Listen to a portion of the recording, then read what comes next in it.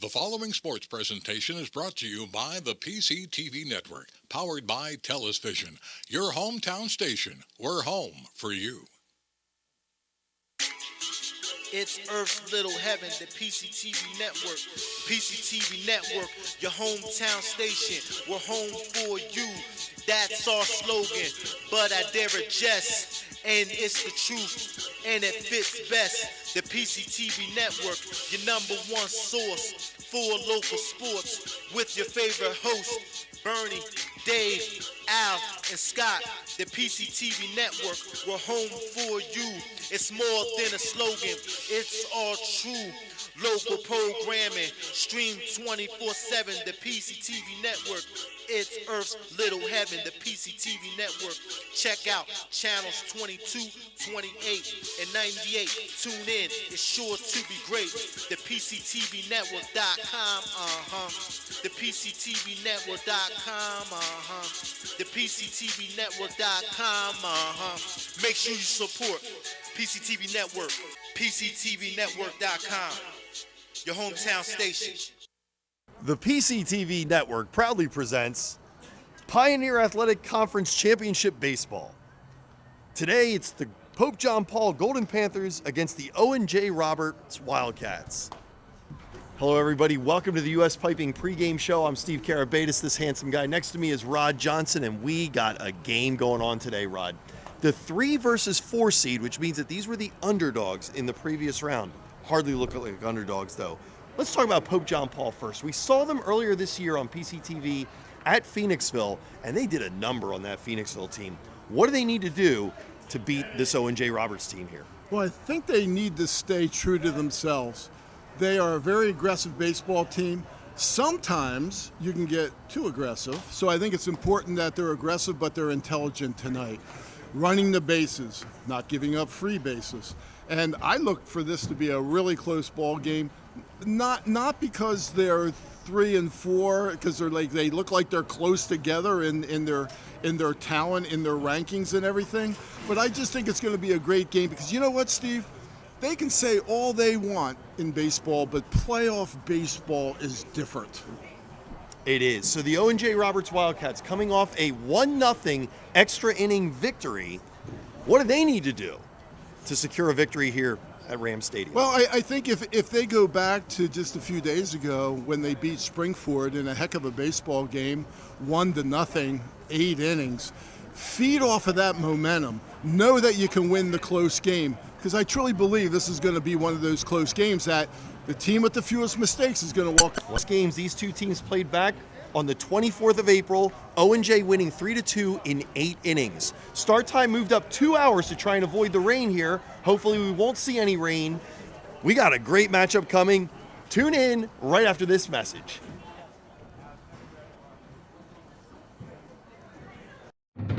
What does healthy mean to you? At ID Life, we don't try and define healthy for you. We help you define it for yourself.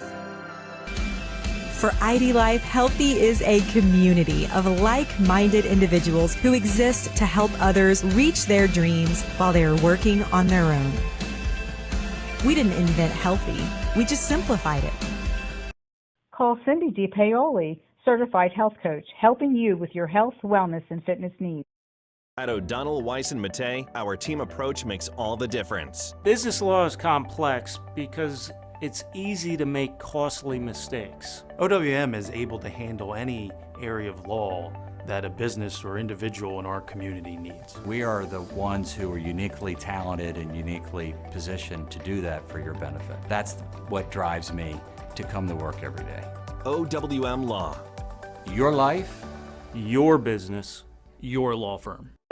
Owen Waldmeyer has finished his warm-up tosses to Nolan Fisher, and we are going to be underway here with Sam Buckley, number 26, the center fielder, leading off for the Pope John Paul Golden Panthers. Pope John Paul against O&J Roberts for the PAC championship, and the first pitch is a ball. Stephen, we're back in the saddle again. We are. Good to see you. It's my first game back after a long season of baseball, an ugly weather season, but here we go. Ball 2. Game time temperature 71 degrees. First pitch at 4:59. I'm going to lick the index finger, hold it in the air, and I'm going to tell you it's blowing about 15 miles an hour out to left field. I think you're exactly right. Called strike. Got my weather vane next to me here. Blowing out to right, which is, of course, toward the east. There's a ground ball hit over to Smola, who scoops it, tosses over to Campbell, and one away. It'll bring up the pitcher, Carson Glose.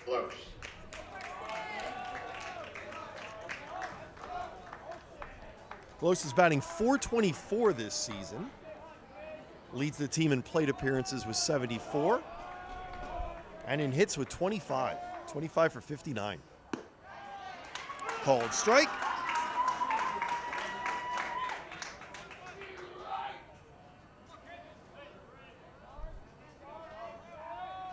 Waldemeier pitching from the windup. There's a grounder down to A.J. Murray, who has some trouble with it. Throws across the diamond, not in time. He likely scored an error. What I noticed on this play, Steve, is the third baseman, when you bobble it and the ball goes to the ground, one of the things you don't want to do is pick the baseball up or try to pick the baseball up with your glove. That'll bring up Tyler Tyndall. Now running for PJP, number 4, Nico DiGiacomo. And Nico DiGiacomo coming in as a courtesy runner for the pitcher Glose. Nico DiGiacomo is our courtesy runner. He's at first base with one away. Tyler Tyndall, the shortstop. Swings at the first pitch and lobs it just over second base for a base hit. Gavin Winnick quickly on it. And really, DiGiacomo couldn't really go anywhere with that. That ball could have been caught. So, or he didn't know if it would be caught. Not that it could have been. And that'll bring up Caden Witter with 2 on and 1 away. Witter, the first baseman, batting .375. All sorts of high batting averages here at the top of the lineup. We didn't get to a couple. We'll get to them in their second time through the lineup. Takes a ball.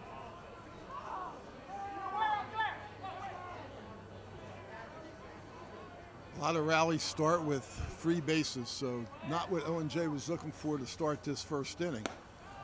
Low and away, 2-0. The other thing we'll keep an eye on is the pitch count, which we're at Springford Rams Stadium. To the right of the scoreboard, you'll see pitch count. Extra pitches, extra errors, extra bases cause that pitch count to go up. Postseason baseball, starter can go 105 pitches. He can finish the batter where he reaches 105. He's one grounded foul. 2-1 to Witter. Witter leads the team in doubles with 9. A double here would plate the first run of the game. Just underway, top of the first.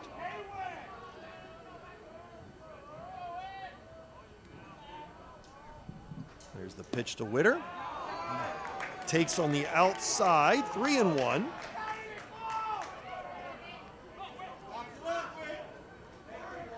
Witter, one of 5 players on this roster with double-digit walks this season. He has 11. Waldemeier's 3-1 pitch. Swung on, it's grounded to short. Now takes it, goes to second for 1, back to first. It's not in time, ball's dropped by Campbell. So reaching on the fielder's choice is Witter, erased is Tyndall, and moving over to third is Nico DiGiacomo, and there are 2 away. You know, it's an interesting play, Steve, is a ball hit like that to the shortstop. Potential double play ball, but high chopper, so maybe not. As soon as that second baseman goes to throw the ball to first, keep that runner on second moving and try to score him because there's 2 outs. Just a thought. Brings up the catcher, Alex Blose, leads the team in RBI with 21. Leads the team in walks with 14. And he's got runners on the corners. Takes outside. Blose, a senior. No stranger to pressure situations like this one.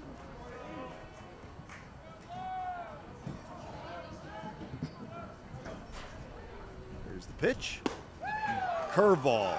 Falls in there for a strike. 1-1. Notice we had a delayed strike called with the umpire. Be curious whether or not he calls it so that the hitter can hear it early and then does it for the fans. Something to watch with the steal here. Good point you bring up. Oh, and they got him. They got him picked off. And a runner off a third is safe. So that's going to be a stolen base for Witter. Design play.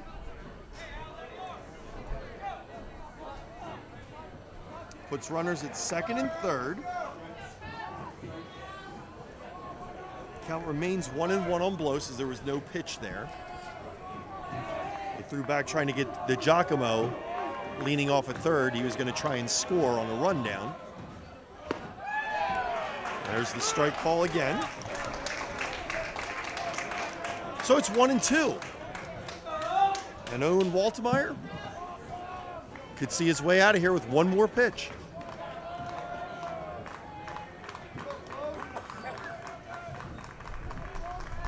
One-two pitch. Swing and a miss. Struck him out. No damage. For the inning. No runs on one hit. No errors. Two left. One error. Two left. We've played a half an inning. It's 0-0. For more than 50 years, Pottstown Oral and Maxillofacial Surgery has served its community with expert dental care, offering patients dental implants and a full menu of procedures for many types of dental problems, including bone grafting, wisdom teeth, impacted canines, facial trauma, jaw surgery, oral pathology, TMJ disorders, and sleep apnea. Get the smile you've always wanted. Contact Pottstown Oral and Maxillofacial Surgery today. Hi, Jeff Bush here, host of Financially Speaking here on PCTV for the past 11 years. I have some exciting news. We are now Wellspring Financial, home of the Wellspring formula. We are here to serve all your financial needs. And Carson Glos has completed his warm-up tosses to his catcher, Alex Blos. No relation, as the names are spelled completely differently. Carson, a workhorse here, a junior with a 1.79 ERA this season. Leads the team in batters faced, pitches thrown, strikeouts. And his first pitch to Matt Smola is fouled away. And that's heading right towards my car. And I told you pregame, I got my car hit for the first time in 40-some years up at Muhlenberg, smashed the whole back windshield. Here's a chopper out in front of the plate, fielded by Blows, throws to first, not in time.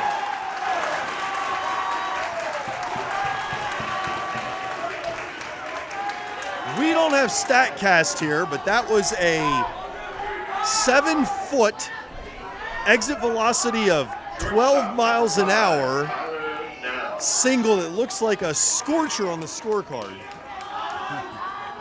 And so a leadoff runner, Matt Smola, and he's looking runnerish. Squaring around to bunt, taking a ball. Tyler Now, the shortstop.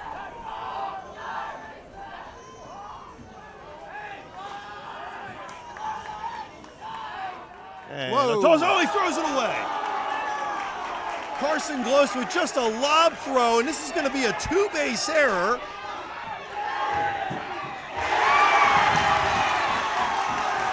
As Smola takes advantage of the miscue by Glos. And suddenly a runner at third with nobody out. Pretty good student body here today. I think if this game continues to be close, we're going to hear some foot stomping and some yelling. Pitch is outside. 2-0. So already trouble on the base pads. O&J needed 8 innings to score their one and only run. They will score one here on a ball that finds the gap Tyler now on his horse. And he's going to be in with a triple. 1-0 O&J.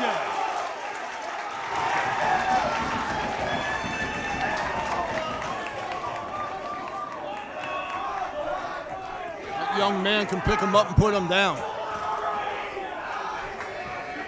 So swapping bases with Smola is now. And Adam Stahl will come to the plate.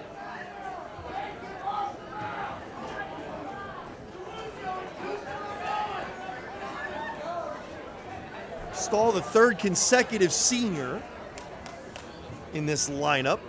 Top 3 all seniors. Now batting number 22, center fielder Adam Stahl.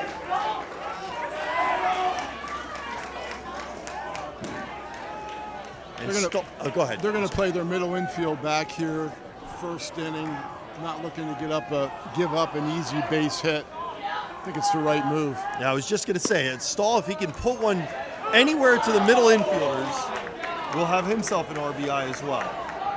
Called strike on the first pitch. 0-1.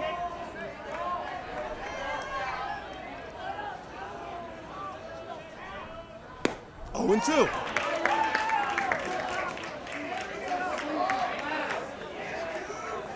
Got a little pop to that fastball.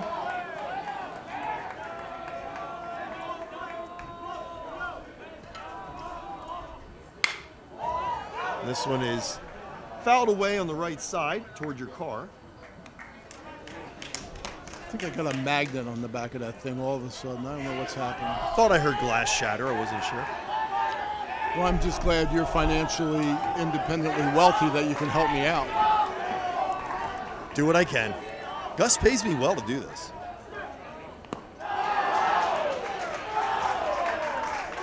Ball in the dirt. Nice block by Blos. Because that's a run if that gets back here.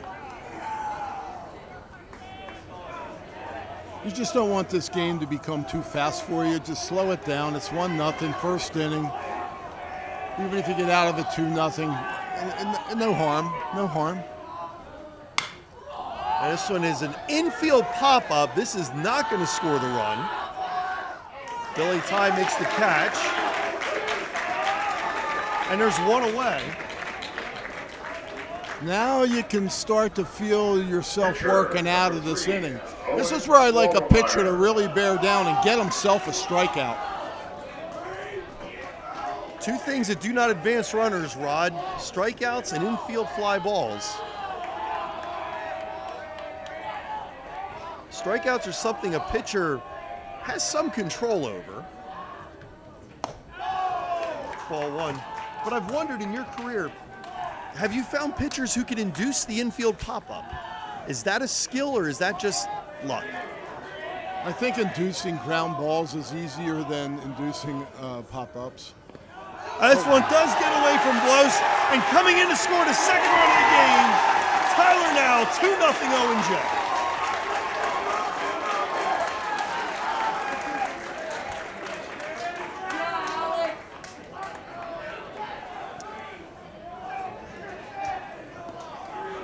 That'll be officially a wild pitch.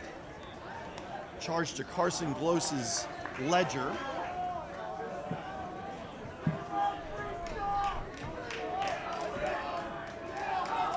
The count is 2-0. And now he'll work from the windup without a runner on base, and he skies this one to Sam Buckley, who makes the catch. And now there are 2 away. And that'll bring up the only sophomore in the lineup, catcher Nolan Fisher. Catcher, number 34, Nolan Fisher. I saw this young man play last year as a freshman. I really like him. He's got a lot of tools. Takes a called strike. Fisher, you may recall, we alluded last season, named for Nolan Ryan. Yeah. And where's Nolan's number 34? That he made famous with Houston and Texas. He wore number 30 with California and the Mets. Pitch is up and away. 1-2 count to the young Fisher.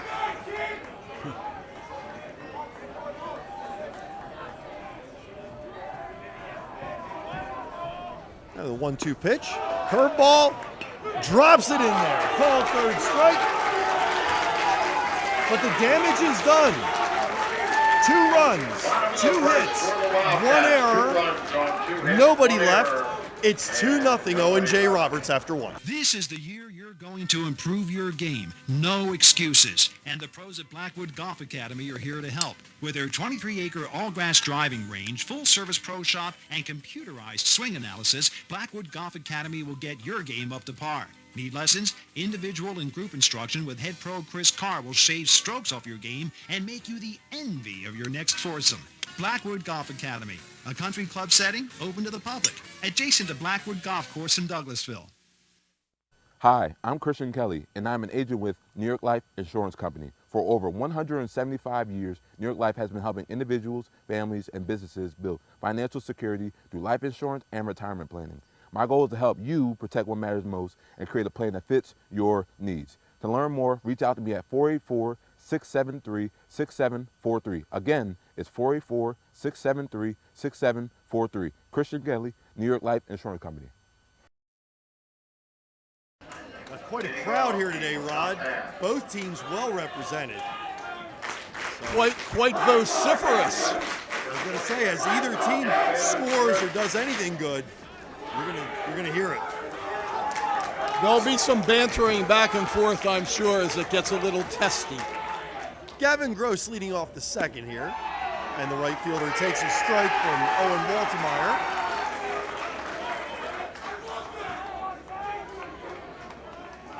Gross, a junior,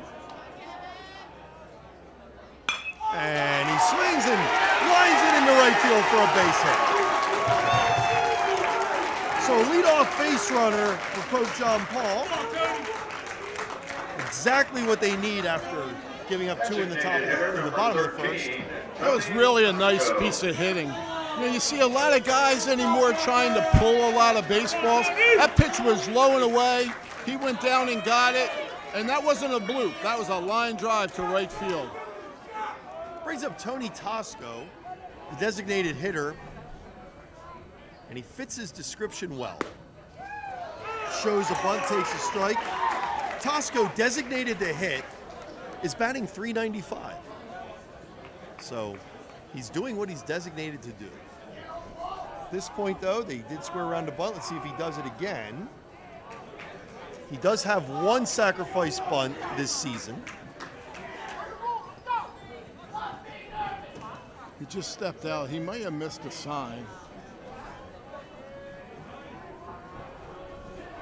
And he is squaring the bunt and takes strike 2.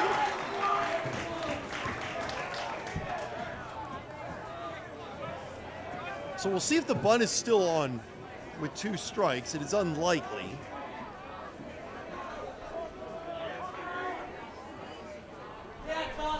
Third baseman A.J. Murray not convinced it's off. It's right at the edge of the infield grass. Taking low. Nice block by Fisher.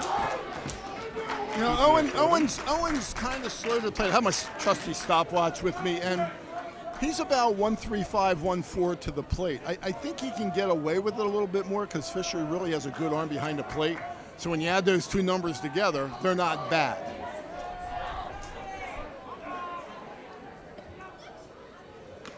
And swung on and foul tipped into the glove of the aforementioned Fisher, 1 away.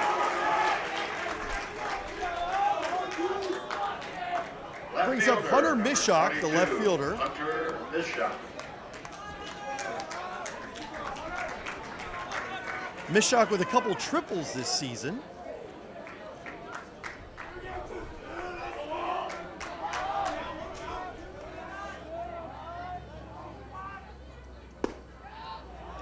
It's low, ball 1.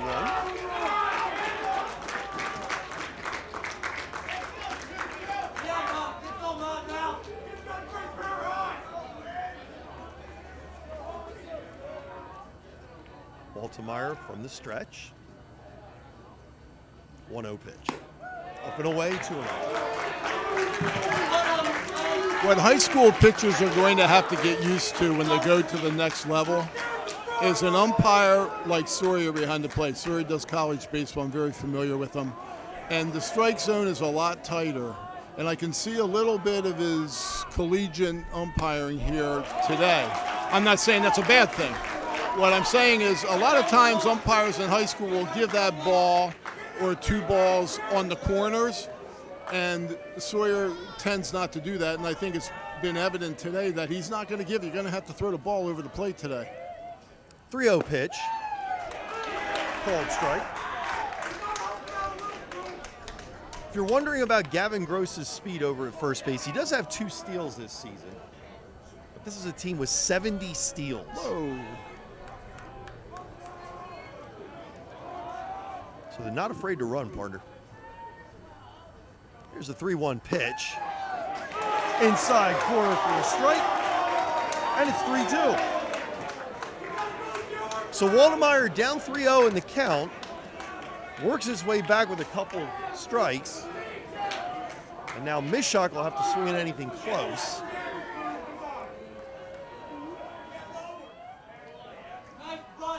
Mishak does swing, and he lines it into left field for a base hit. On it quickly, Evan Sabatino. Runners at first and second, 1 out. I was curious whether or not PJP was going to send their runner on a 3-2 count, which they didn't. It wouldn't have made a difference. It still would be first and second. But just trying to figure out the strategy right now, bunting down 2-0, not running 3-2. So they're playing a little bit more cautiously than I am accustomed to seeing them. And certainly a testimony to Fisher's arm behind the plate. Yeah. And here's one line to the opposite field for a base hit. Braylon Cupp with an RBI single, and it's 2-1. And the ball gets past the cutoff man,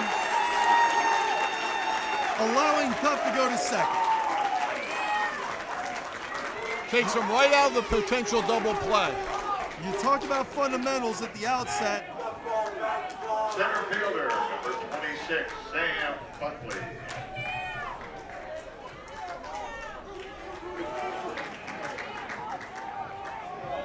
So RBI single for Gavin Gross, and a timeout called.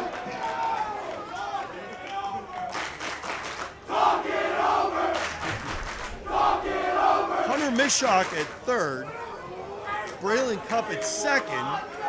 He advanced after the throw missed the cutoff man. No error on that. That would be a fielder's choice. No error on what? On the ball allowing the runner to go to second, the missed cutoff.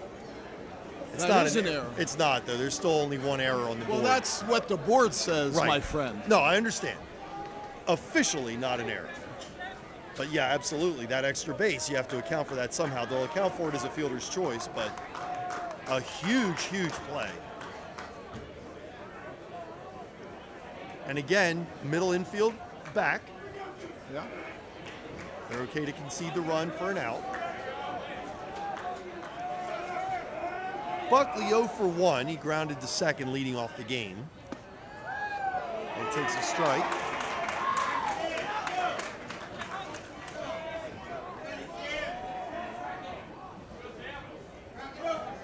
Couple singles to the opposite field in this inning.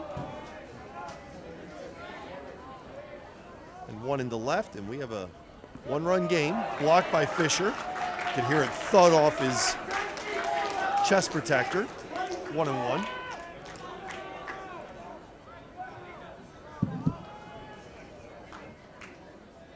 I didn't mean to sound so abrasive. It's okay. Look at it's okay. There's only one error, partner. Look. Buckley entered the game batting .400. You know the thing that happens is I get my engine revved up during baseball games. I get it revved a little bit more during playoffs, and I really get it revved up when I see some plays that are going to make a difference in the baseball game. And it's easy to say the team with the least mistakes and all that, but watch it and you'll see it. Yeah, we've seen a couple errors in this game that aren't officially errors, but you're absolutely right. Yeah. Not only the physical, but sometimes the mental. Count remains 1-2 on Buckley. Buckley, a junior. 1-2 pitch. Down in the dirt. Another nice block by Fisher. Evens the count of 2-2. Fisher's earning his lunch money right now. Couple balls spiked. Yeah, but that's awesome that the pitcher's going to continue to throw that because he trusts the guy behind the plate. Got to talk to his sister Lila before the game. She's a senior at O&J Roberts, getting ready to graduate. Does she play sports? She was in the arts. All right. She performed in various performances and plays that they did. Foul beyond the reach of Lucas Campbell. Falls harmlessly on the stone turf out there. So here's a question for you. So pop up down the right field line, 2 guys on, down by 1. O&J catch that ball? You're already conceding the run to the middle infielder, so yes, I would. Absolutely. You need the out. I agree with you. You need the out. I agree with you. And this one is going to be the third. I was going to say the third hit into the opposite field, but that is held up for Gavin Winnick. And that's a huge out. I'm not sure if the runner on third took some cheat steps towards home thinking it was going to be down. If he did, he had no shot at tagging at that point to score. So Carson Gloss will come up. He reached on an error in the first inning. And his courtesy runner was stranded at third. He now bats with a runner at third and at second. With 2 away, opportunity to help himself out, the opposing pitcher here.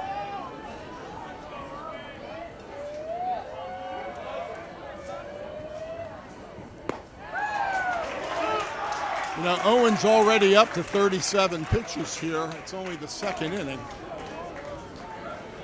Yeah, you get to 20 pitches an inning, that's going to make for a 5-inning day.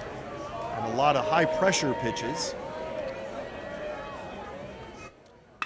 This one is lined in the left field for a base hit.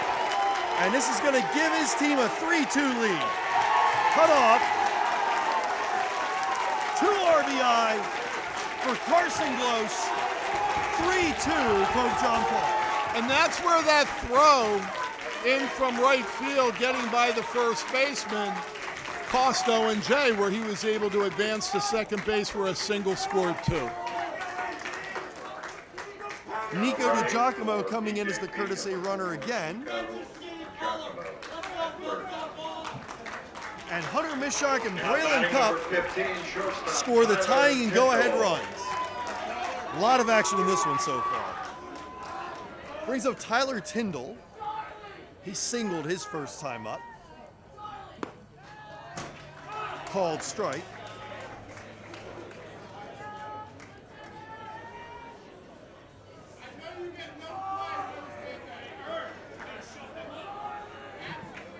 Owen Waltemeyer about to throw his 40th pitch of the game, and he almost threw it to us. You want to see athleticism in motion. That was an awesome job by the catcher. That ball, Nolan Fisher caught the back third of that ball. That was closer to me than it was to the pitcher when he caught it. Down in the dirt, 3-0. 2-1, excuse me.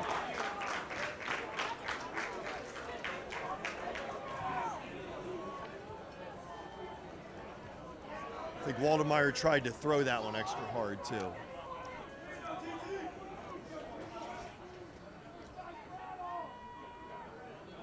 Two-one pitch, runner breaking. Fisher's throw is low.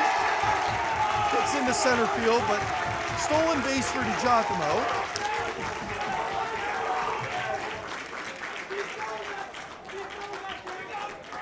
And it's 3-1 on Tyndall. For DiGiacomo, his third steal of the season. And he's in scoring position with 2 away.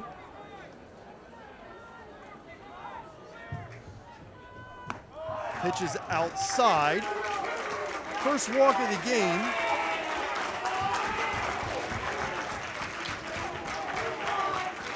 There's runners at first and second with 2 away for Caden Witter. Number 14, Caden Witter.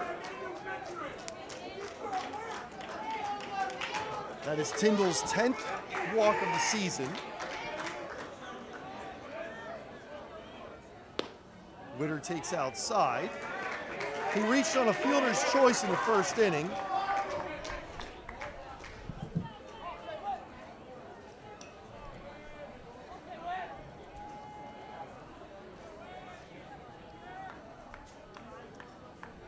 Myers' pitch. This one is fouled away. 1-1. Witter then had a steal in the first inning as well. Stole on a designed play in which he was to get into a pickle to allow the runner DiGiacomo from third to come in to score, but here's a little grounder picked up by Fisher, throws down to first, and that'll be the end of the inning, but not before. 3 runs on 4 hits, no official errors, and 2 left. It's 3-2 Pope John Paul after 1.5. At O'Donnell, Weiss & Mattei, our team approach makes all the difference. OWM can assist in any aspect of a real estate transaction. We're here to protect your interests, representing builders and developers from a wide array of projects. We provide agreements of sale, negotiate, draft, and then provide the agreement. From multifamily to commercial shopping centers to large housing developments. OWM Law. Your life, your business, your law firm. At Superior Credit Union, we believe in growing stronger together. So we provide products and services to fit your financial needs and accommodate your busy lifestyle. With convenient services like home banking, e-deposits, account alerts, and a free coin counter for members. Come see why Superior Credit Union is growing. Visit any one of our 3 locations in Collegeville, Royersford, and our brand new location in Pottstown. Superior Credit Union. Leading off the bottom of the second for the Owen J. Roberts Wildcats, the junior, number 7, Evan Sabatino. He's the left fielder.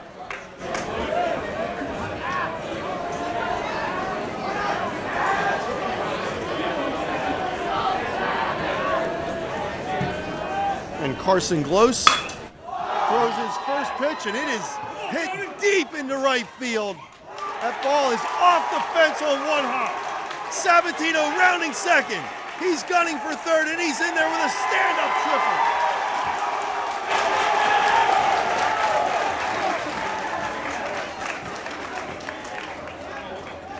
That ball was juiced.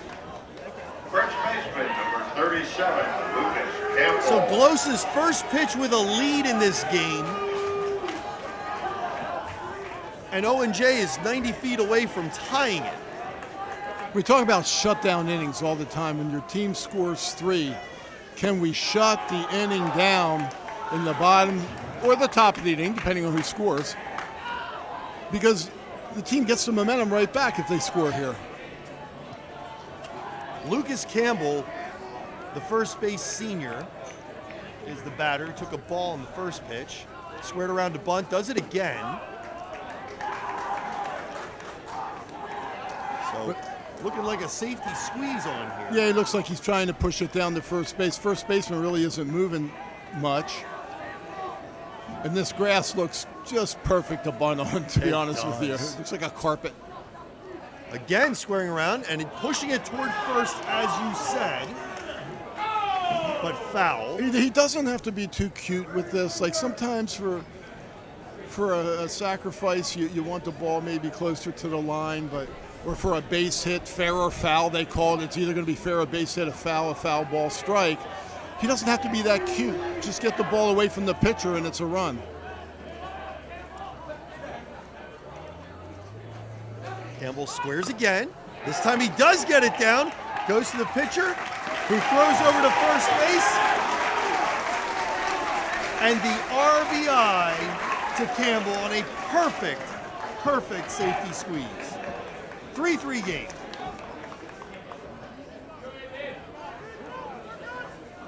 Number 18, right fielder Gavin Winning.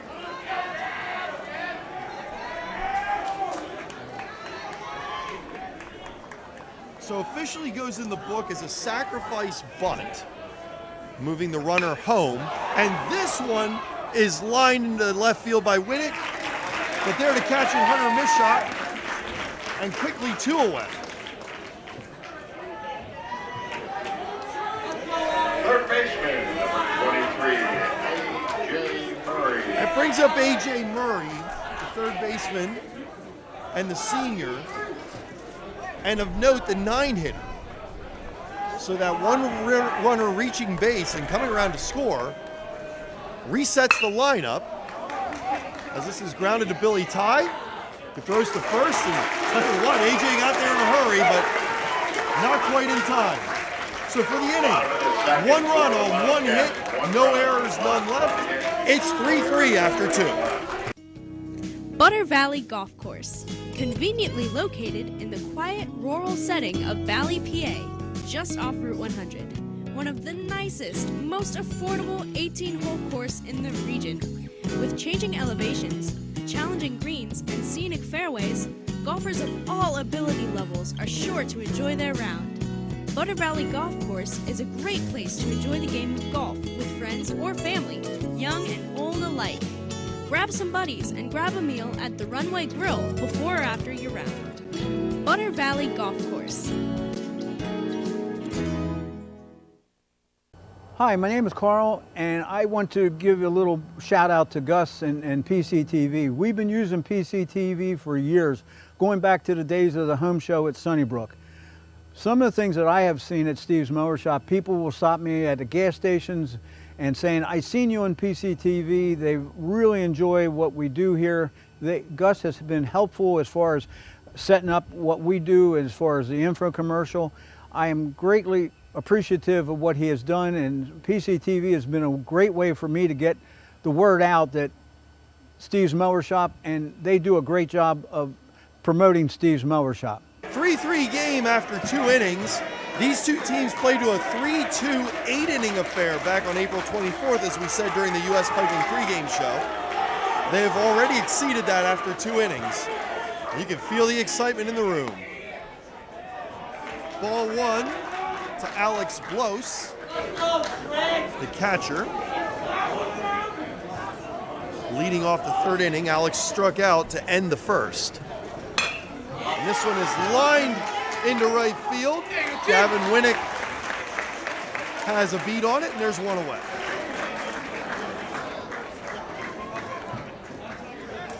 This game isn't short of excitement. We've only been 2 full innings here. Right fielder, number 20, Gavin. Brings up Gavin Gross.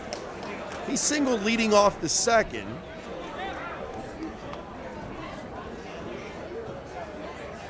Came around to score on Braylon Cupp's single.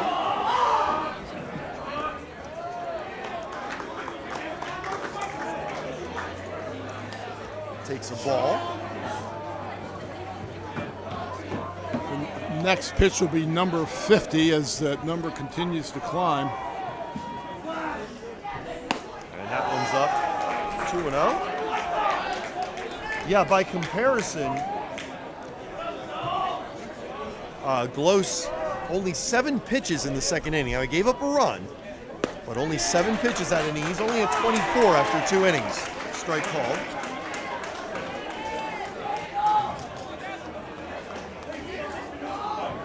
Gross, the right fielder, a junior. It's on the outside corner. 2-2. I see the Spring-Ford head coach over here to my left, probably thinking, what if?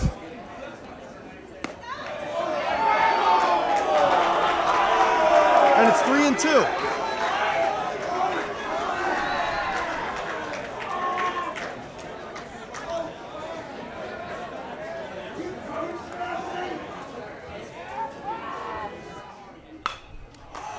And this one is popped up. Pitcher Waldemeyer says, I got this. And there's 2 away. Designated hitter number 13, Tony Tosco. Brings up Tony Tosco, the designated hitter. He's 0 for 1 in this game. Strikeout victim back in the second. Takes low, ball 1. I like to see the pitcher take charge of that pop-up. There's some pitchers that kind of sprint off that mound and wait for somebody else to catch it. But I'll tell you what, it's tough for an infielder coming in fast, navigating the bump.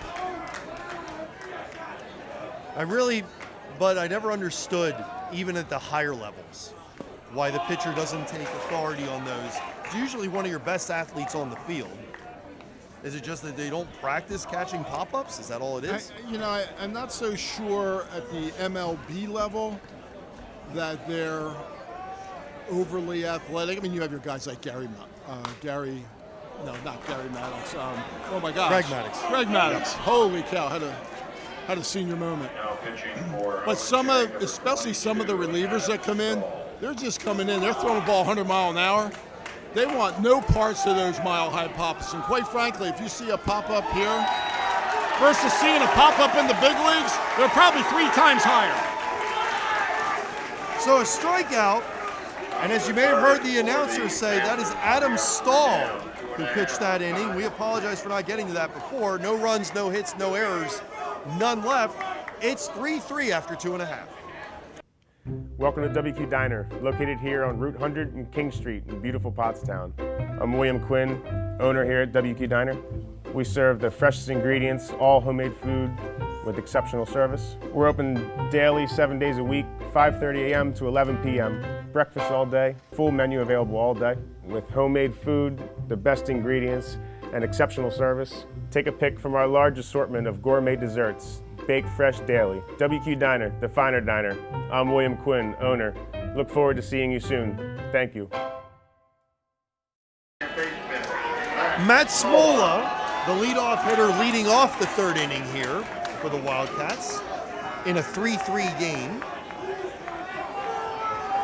Carson Glose is still on the mound, so we got that part right. Appeal down to first base umpire, no swing, ball 1. Smola reached in the 1st inning on a 7-foot grounder that barely made it to the infield grass. This, a different story, as he grounds it into center field for his 2nd hit of the game. Smola advanced to 3rd on a failed pickoff attempt, which he got 2 bases, and then scored on Tyler Now's triple. Now the batter. Tripled on a 2-0 pitch to drive in the game's first run in the 1st inning. This time squares around to bunt. Takes low and away. Nice block by Alex Blose.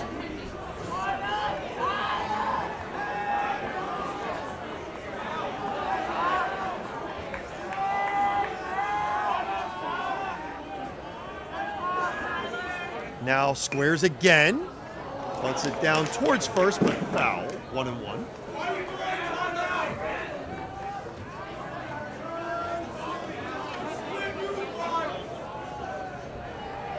Playing some small ball here early in the game. Haven't called a lot of games this season, but I've seen a lot of small ball in the games that I have called. And now this time, making no secret about it, squaring around. And instead, I think when he squared around that soon, I haven't seen them play, but it kind of indicated, since he didn't do it the first couple times, a potential slash. Which means he shows bunt, ball's in the strike zone, infield's moving, vacating areas, and then he slashes. He didn't this time. He didn't, and he takes ball 3. I thought you were making a Guns N' Roses reference there when you said slash. I was going to try and work in an Axl Rose statement. but I'll refrain. 3-1 count on Tyler now. Squaring again. And this time he does get a piece of it, fouls it away, and it's a 3-2 count. The little things. Yeah, I'm of the opinion the other team wants to give you an out, take the out. But pitchers, they're a different breed. And runner going, and the pitch is outside. So now draws a walk, moves Smola to second. And 2 runners on with nobody out for the senior pitcher, Adam Stahl. Stahl started the game in center, came in to pitch in the 3rd inning, retired the side in order, and he's squaring around to bunt. Caden Witter, I'm going to say the first baseman, Caden Witter, basically standing a bat's width away. PJP was running a rotational pick play at second base. They're going to play it straight this time. And lunging, strike called, or a strike on the lunge, I should say, not a called strike. Guess it goes in the book as a swinging strike for those scoring at home. Do you think anybody scores at home? I got myself in trouble about 5 years ago answering that question. That's why I'm you're asking setting it. me up, okay? You're setting me up. I'm not playing. I would say this. I don't think people have a scorecard out going through each hitter like they did in the old days. Well, I will confess to the You audience, probably I do. forgot my scorecards in my office today. I had to make up these makeshift scorecards. Lunging again, foul tip, strike 2. And I'm going to imagine that the bunt is off. You have your number 3 hitter up. So I would suggest you're correct.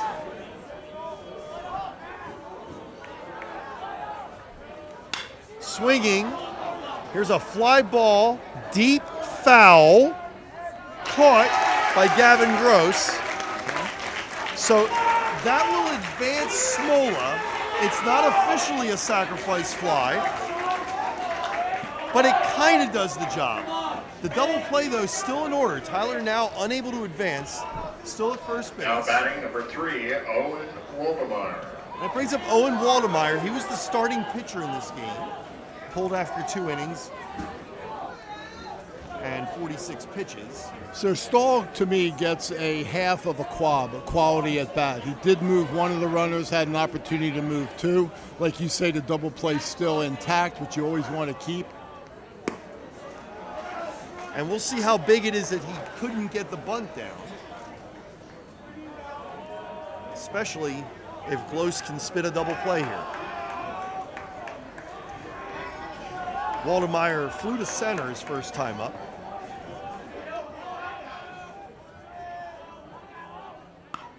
And lays down a bunt just out past the pitcher, and that's a single and an RBI. And it's a 4-3 lead for Owen J. We saw that earlier. The first baseman from PJP is staying back, and he's going directly to the bag. That was a play that he needed to come get the ball. Still had enough time to tag the runner coming to first base.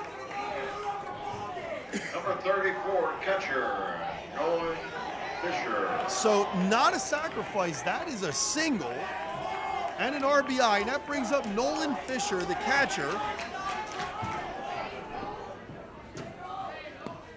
He takes outside, ball gets away, and that wild pitch will allow the runners to reach second and third.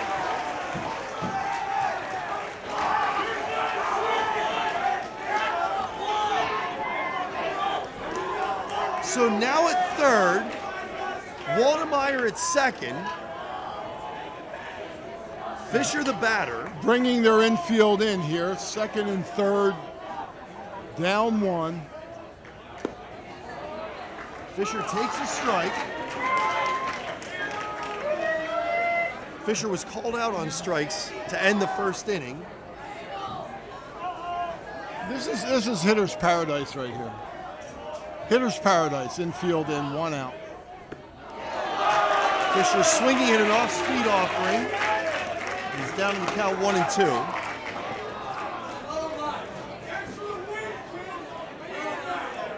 You got to stay within your strike zone as the hitter here. You can't get overly anxious. The pitcher's got to come to you. I wouldn't be surprised if he broke off another curveball after that last swing by Fisher.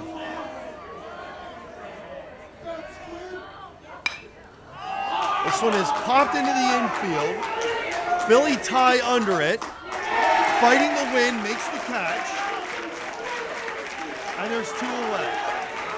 I like to call those at-bats backbreaker at-bats. That is a backbreaker for the defense if you can get a base hit to score those 2 runs and go up 6-3. Instead, we have a pop-up to the infield, and now we need a clutch hit here by Sabatino. Well, Sabatino took the first pitch of the second inning and drove it to the wall for a triple. Came around to score. No swing, says the field ump, ball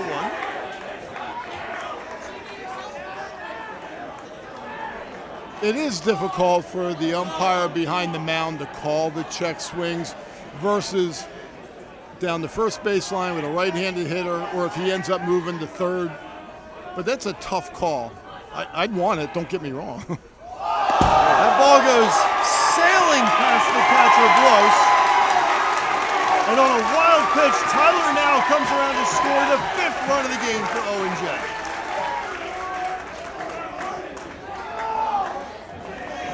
On that wild pitch, we have a runner at third.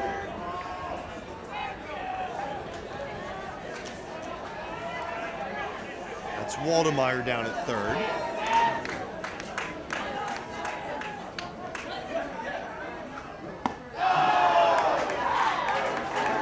And it's 3-0. Both teams have given up some unforced errors here, and the excitement of the game, championship on the line, I kind of get it, but that's what separates teams. There's a strike. Separates good teams from the average team when you can limit your mistakes, especially the unforced mistakes.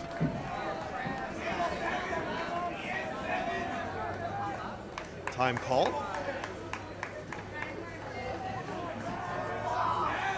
Carson Glow's trying to fight his way out with no further damage. 2 runs already across in this 3rd inning.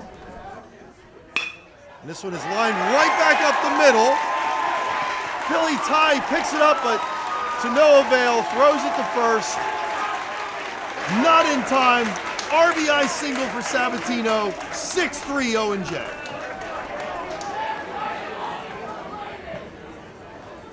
First baseman, number 37, Lucas Campbell. That brings up Lucas Campbell.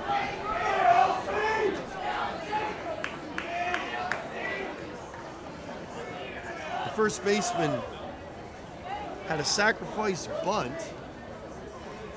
Technically what we would call a squeeze play, a safety squeeze, driving in Sabatino in the second.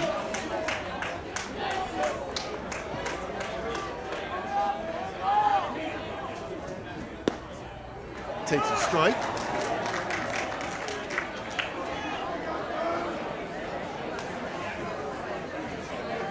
O&J has scored in all 3 innings so far. The 2-1-3 area code if you're looking at the inning count.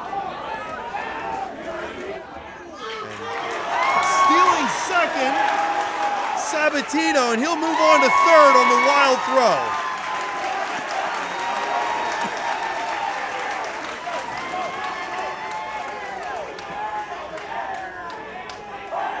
So an error on the catcher allows Sabatino to slide up to third base.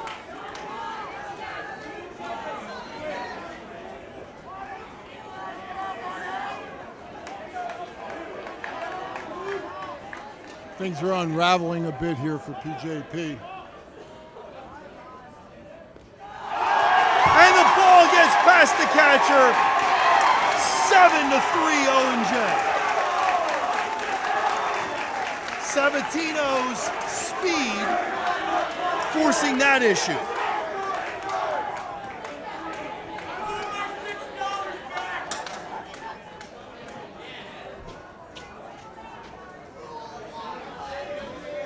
Sabatino reaching on an infield single, stealing second to third on an error, home on a wild pitch, 7-3 O&J. The shame about it is they were just about ready to wiggle their way out of that inning, being down 4-3. There's one hit to Tyndall, throws across to first base in time for the out. Nice scoop by Caden Witter to end the inning. But 4 runs on 3 hits, 1 error, none left. We've played 3. It's 7-3 O&J. Pottstown continues with their man-to-man. Quick hands by Sadiq. Oh! What a block! Julius Marshall. That got the place rocking. Wow, Sadiq winding up. And Julius said, not now. That is a PCTV instant classic right there. Wow. You're not dunking on me. I'm not being posterized. What does healthy mean to you? At ID Life, we don't try and define healthy for you. We help you define it for yourself. For ID Life, healthy is a community of like-minded individuals who exist to help others reach their dreams while they are working on their own. We didn't invent healthy, we just simplified it. Call Cindy DiPaoli, certified health coach, helping you with your health, wellness, and fitness needs. Leading off the top of the 4th inning, Hunter Mishak, the left fielder. He's 1 for 1 in this game. Singleton came around to score in the 2nd inning.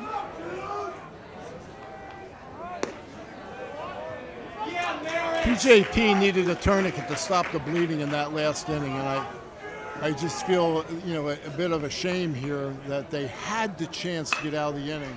They couldn't execute. Whether it was pass balls, wild pitches, miscommunication on throws, miscommunication at first base on a bunt. It just really, and I used the word earlier, unraveled quickly. And that's what happens in games. It happens so quick. You take 2 minutes out of the game and the game's a different game. But those 2 minutes count. Sort of like your golf game. Hole number 7 counted when you had a triple bogey. You know what I'm saying? I know exactly what you're saying. I've actually cut 25 strokes off my game this year by just simply not playing holes 16, 17, and 18. 2 and 2 is the count. I didn't know where you were going with that, but it makes perfect sense.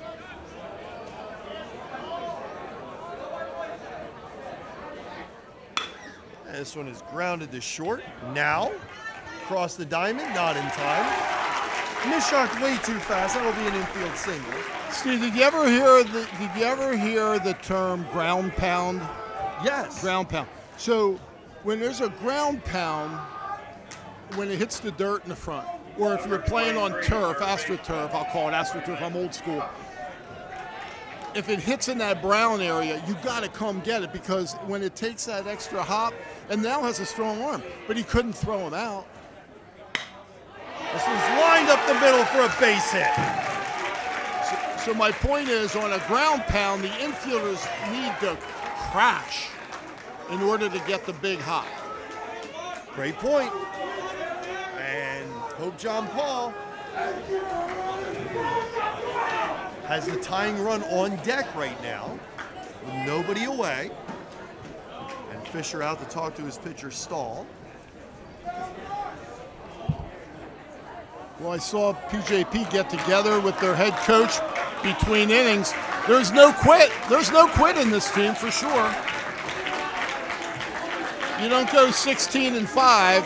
Now batting number by 26, luck. center fielder Sam Buckley. Brings up the leadoff hitter, Sam Buckley. Squares around to bunt, lays down a beauty to Stahl. His only play is to first. Advances both runners.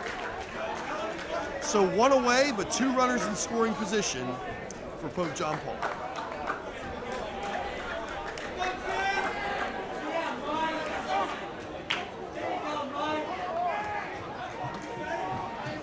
Pitcher number 35, Carson Close. Brings up Carson Close, the pitcher. He's reached both times as he takes a strike.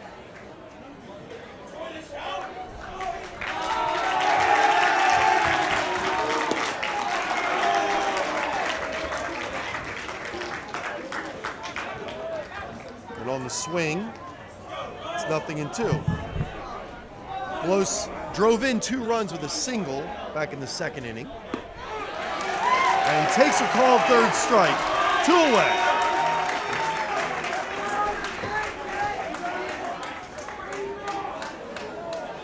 So Tyler Tyndall with 2 on and 2 out. Shortstop number 15, Tyler Tyndall. He's reached both times with a single and a walk. Takes a ball.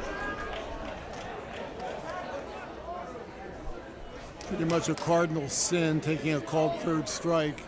Borderline pitch. Second and third. There's a strike, 1-1.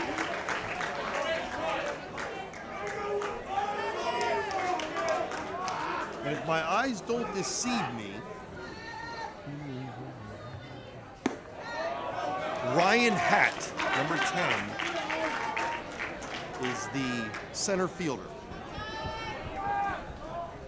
I gotta trust you. I can't see that far.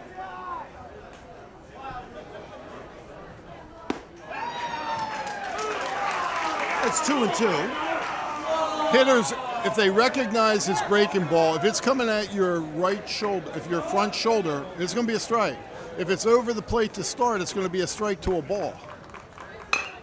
And this one beat into the dirt, a ground pound, if you will, and the ball gets past the first baseman, and a second run will score.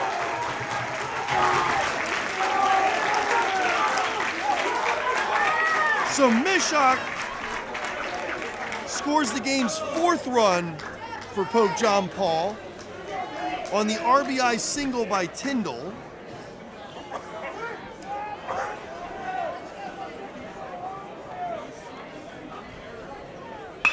And here's a grounder to Smola, who goes to first. But some damage Top of the 4th inning for the Panthers. on the inning.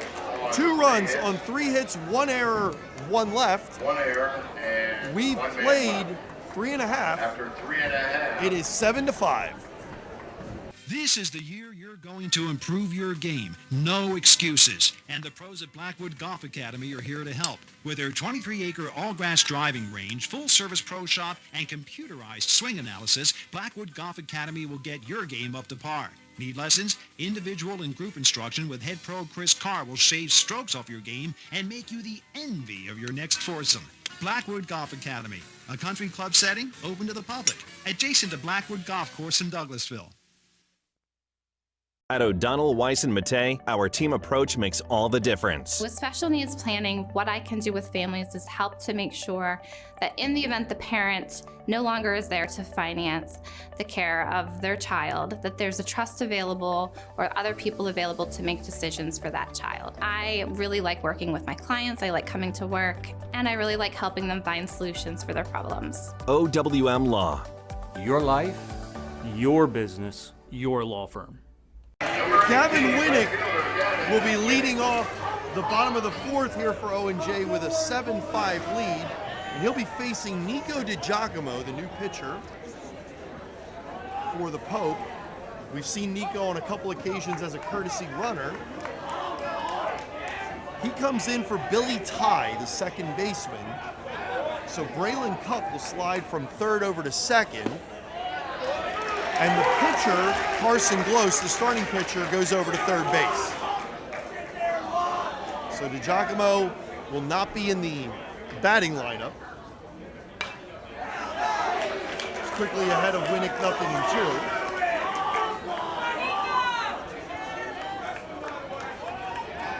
So both teams have gone to their bullpens in a game that has seen no shortage of scoring. This one is lined right back at DiGiacomo, one away.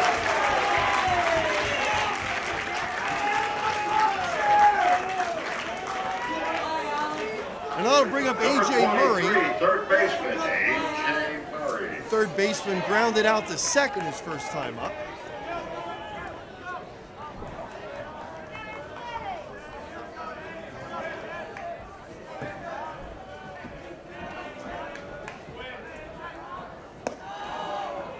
Ball's up high.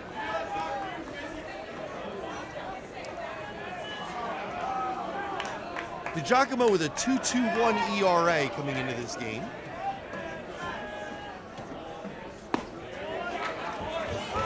You know, there have been a number of games that you and I have done where we need like some filler time. We don't need any filler time here so far. Not There's been a yet. lot of action, but there's a couple things in the back pocket. Yep, I got a couple things I want to talk about. Certainly want to hear about how your season went. 2-1. Rod, a coach at her sinus. Strike. 2-2. Top of the lineup on deck.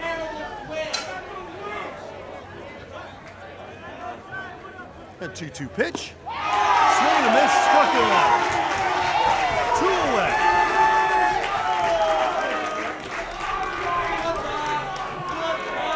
Number 4, second baseman, Matt Smola. Matt Smola, the second baseman, 2 for 2 in this game. I think so far this game has shown if you can put bat on ball and make things happen, make the defense work, you have a shot. Ball 1.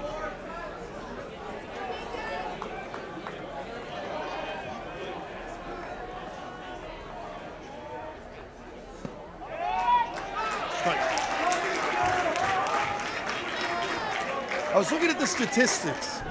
I was perusing this last night, wondering if DiGiacomo would get into this game so that I could mention this. 1 and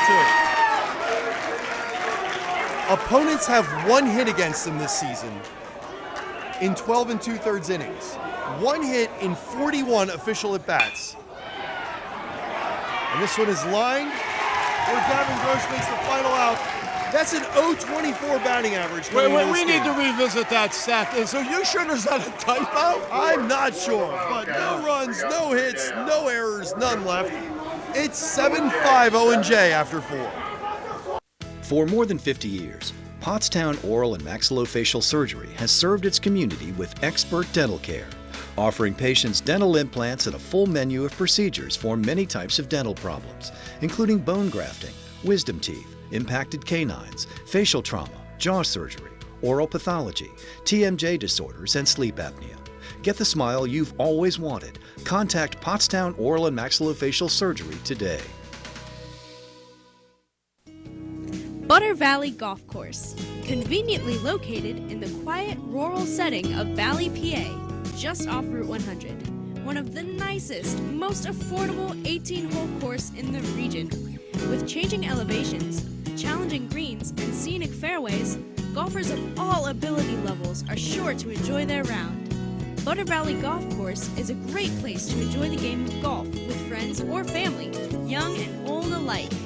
Grab some buddies and grab a meal at the Runway Grill before or after your round. Butter Valley Golf Course.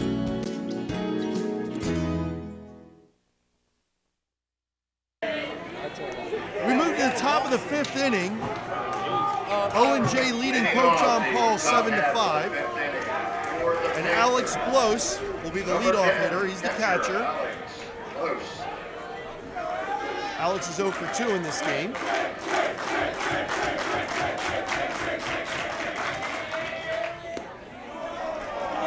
I'm still digesting the statistics that you ran by me during the break on DiGiacomo.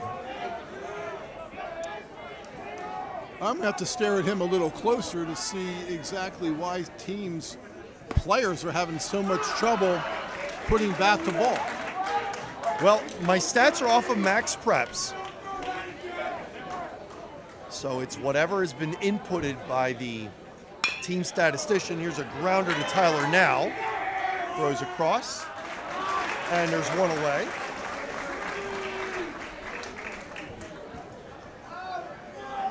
I mean, even if those stats are off by a little bit, they're still pretty impressive. Well, we did an update on it. With that 0 for 3, he's now down to 0.23 opponent batting average. Brings up Gavin Gross, the right fielder. 1 for 2 in this game with a single and a run scored. He scored the first run of the game for the Pope. After they stake O&J to a 2-0 lead.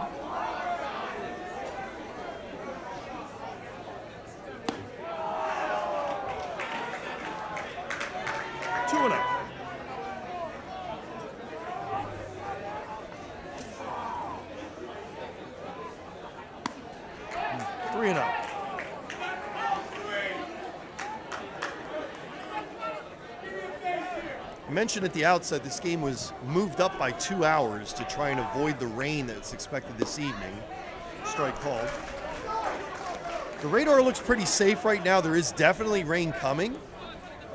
It does not look like it's going to affect this game, but this is an important inning as this is the inning that makes the game official. Strike swinging, it's 3-2. We definitely have had some wind, moving some clouds around, but I don't know, it looks pretty safe. You can see some dark clouds out behind center field. Swing and a miss, struck him out. Came back from a 3-0 count.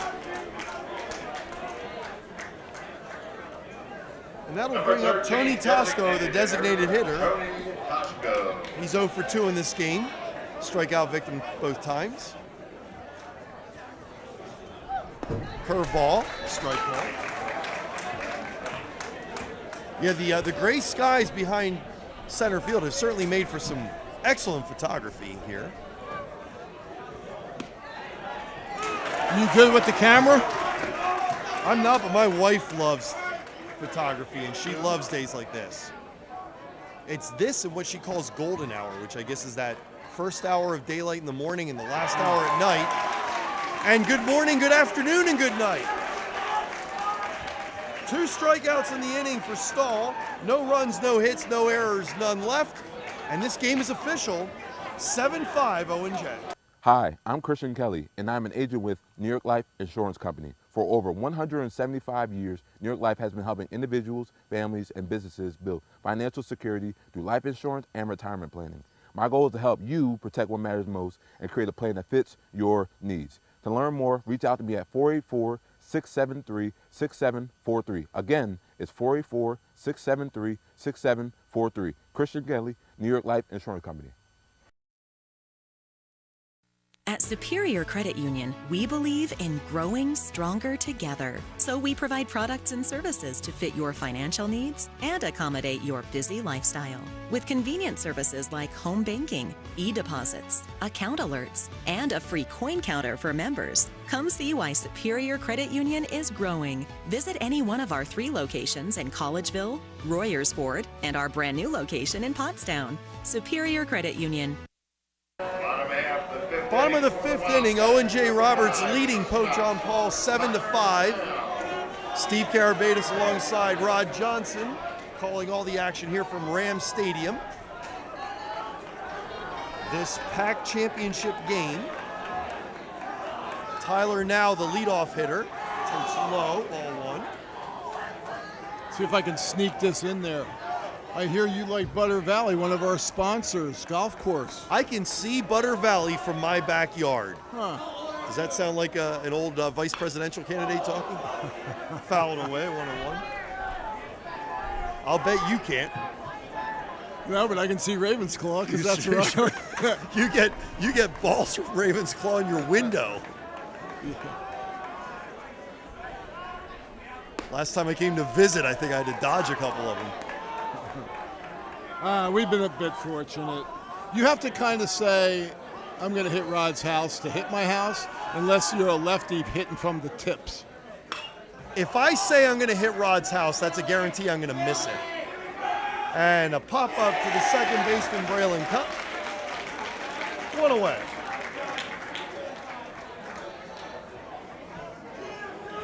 Number 22, Adam Stahl. Adam Stahl now the batter. The pitcher, Adam Stahl, started the game in center.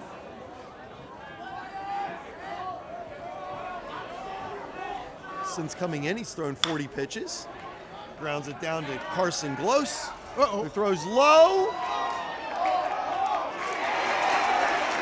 And They may ask for help with the home plate umpire here to see whether or not he came off the bag. So Caden Witter made a nice play to keep that ball from getting past him. Now the question, was he off the base when that happened? First base coach says it wasn't even close. This will be interesting because what I have found this past couple years with umpires is they don't necessarily like to change the call. And I'm talking about in college. Now, I don't know if he came off the bag or not, but the best angle really was the home plate umpire based on where the first base umpire was set up. Yep, there it is. So they are going to change the call.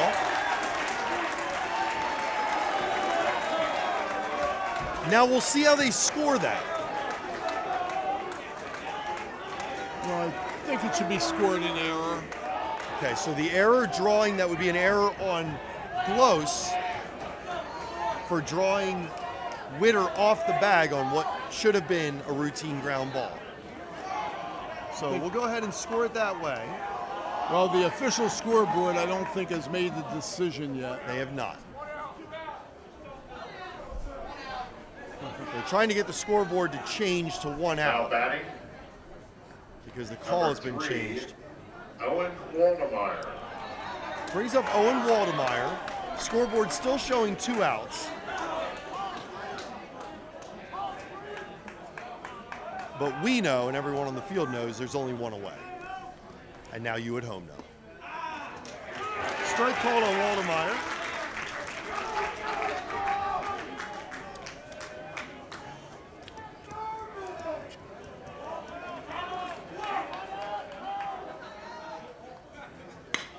And this one is lined into the gap.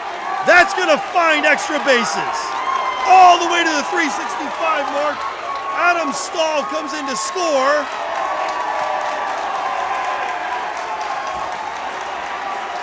And it's an 8-5 ball game. The double doesn't hurt, the error does.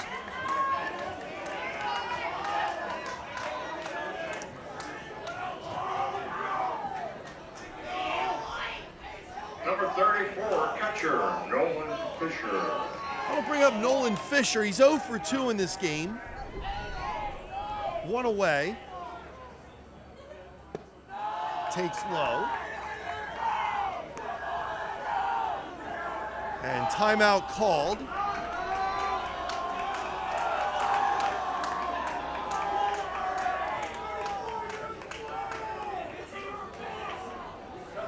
Waldemeyer with a double. Driving in the 8th run of the game for O&J. And we're going to be back after this break. 8-5. Hi, I'm Joe, and this is Chris, and many of you know us. And we'd like to welcome you to our new showroom here at 618 North Reading Avenue in Boyertown, where we offer Kohler faucets, Moen faucets as well, vanities, tubs, and many accessories. Here we have an operating, high-efficiency, Energy Star rated American Standard furnace combined with a variable speed AC condenser. Let us install one today to start saving you money throughout the heating and cooling season. Here at Patriot, we now offer kitchen and bath designs. So come visit us today at 618 North Reading Avenue or visit our website at www.patriotnp.com.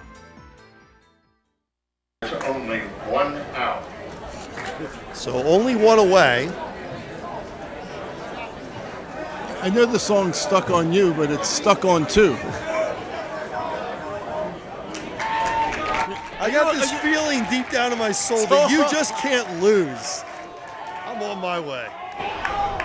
All right, so here we go. It's a 1-0 count. This one is grounded foul, 1-1. So you're a youth pastor. Do you sing? Can you sing? Or because you kind of have to, right? In your role? I don't know the difference between a note, a tune, a chord, or in a hamburger. I have no idea. I leave that up to a. Right. I got a guy. Got a guy. Everybody's got a guy. 2-1.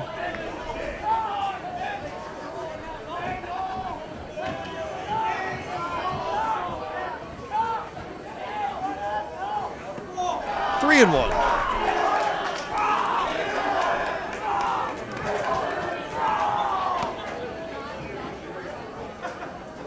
So Fisher can afford to be very selective here.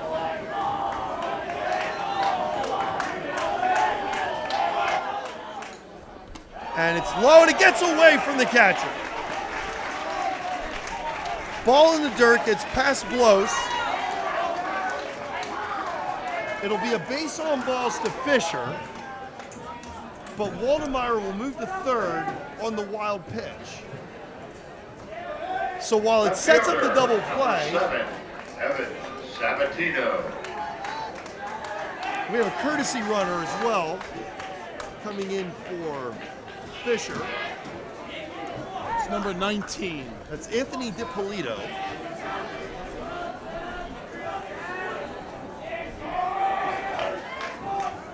I like the courtesy runner rule. Keeps the game moving.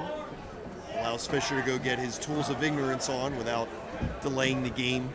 And this is laid down foul. Sabatino. You know where I believe it hurts though, Steve, is when guys get, and they want to play in college, they get to college and they don't have as much base running experience. You can really see a deficiency in their game because of it. Some guys are just automatically out every time they get on base. I can understand that. Interesting to note, Adam Stahl, the pitcher in this game, ran for himself and scored the run. This one is popped to the pitcher. Fisher scrambling back not to get doubled off.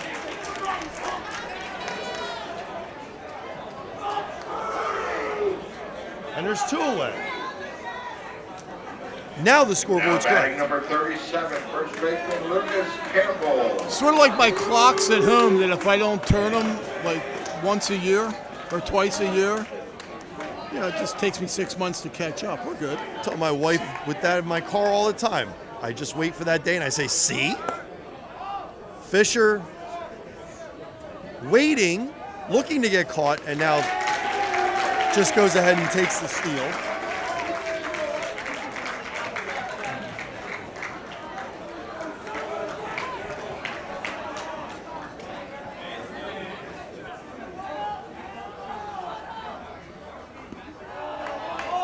Ball two.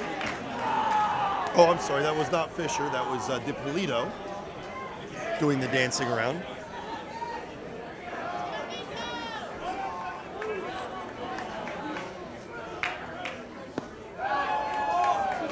Three and 0. Lucas Campbell, the batter, officially 0 for 1.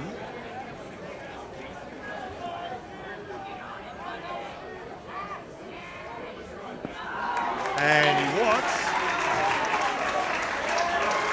to load the bases. Backbreaker. Right fielder, number 18, Gavin Winnick. Gavin Winnick now with a chance to blow this game open. Winnick is 0 for 2. The Giacomo's pitch, fouled away.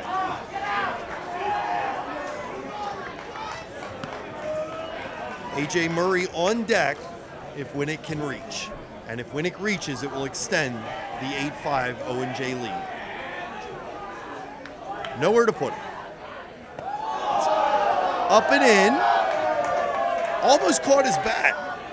I've seen that a few times. It never happened to me. It's really kind of weird. I never had that happen. All my at-bats. Are you diving out of the way of that ball? I am, yeah. Yeah, well, oh my word, you're yes. a little soft. I am. You're I'm a little lot soft, yeah. softer. Are you kidding? There's a reason they call it hardball. Yeah, but come on. I played softball, and that was a misnomer as well. We talked about Butter Valley earlier, and Troy Hertzler over at Butter Valley, the owner-proprietor over there, he could throw a softball 85 miles an hour plus, and that hurt. Strikeout. Bottom of the fifth for the Wildcats. And it curbs the damage. One run on one hit, one error, 3 left.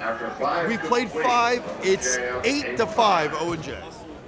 Hi, my name is Carl, and I want to give a little shout out to Gus and PCTV. We've been using PCTV for years, going back to the days of the home show at Sunnybrook. Some of the things that I have seen at Steve's Mower Shop, people will stop me at the gas stations and saying, I seen you on PCTV. They really enjoy what we do here. Gus has been helpful as far as setting up what we do as far as the info commercial. I am greatly appreciative of what he has done, and PCTV has been a great way for me to get the word out that Steve's Mower Shop, and they do a great job of promoting Steve's Mower Shop. Hunter Mishak, number 22, facing his counterpart, Adam Stahl, number 22. Fouls it away, 0-1. 2 base knocks by Mishak. Mishak 2 for 2, 2 runs scored.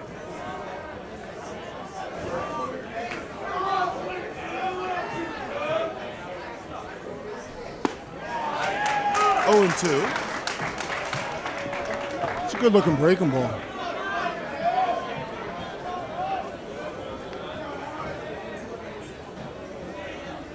The 0-2 pitch. Swings at one that ended up in the dirt. Fisher completes the out by tagging him. There's one away. Number 23. That's a good pick by Mishak, by Fisher on that play. It was a short hop, and he snagged a little JT Realmuto style.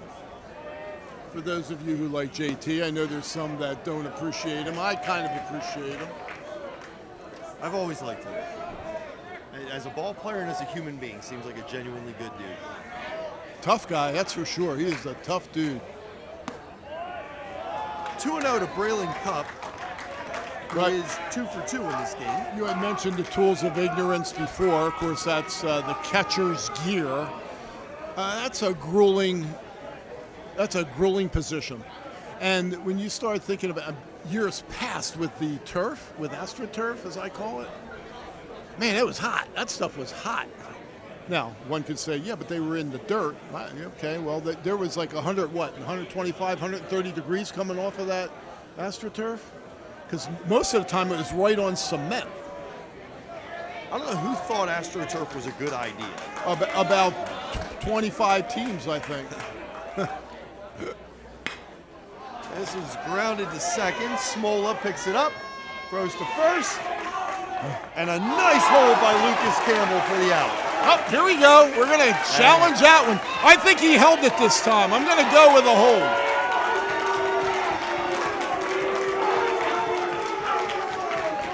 In college baseball, we're not allowed to go over the white line. You have to stay in foul territory. Interesting, okay. I have my multicolored pen here, but I'm not going to write anything down yet until we see what the outcome is here. Well, the first base coach hasn't really been that vociferous, but they are going to talk about this. Yeah, this will be interesting if it's not overturned, since there was one of like kind that went the other way, but it's all about the right call. Yeah, and certainly in a game of this magnitude, you want to get the call right.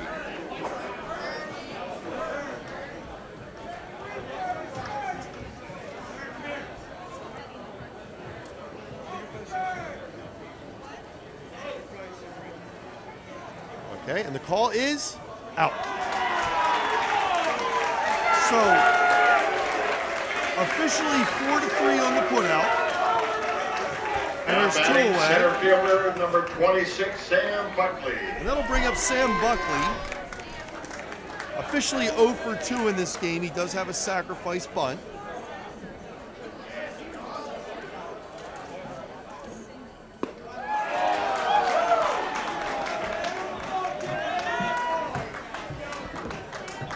Strike called.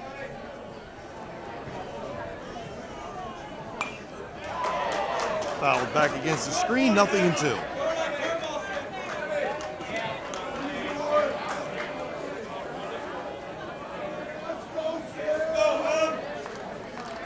Here's Stahl's pitch to Buckley, fouled back. We'll do it again.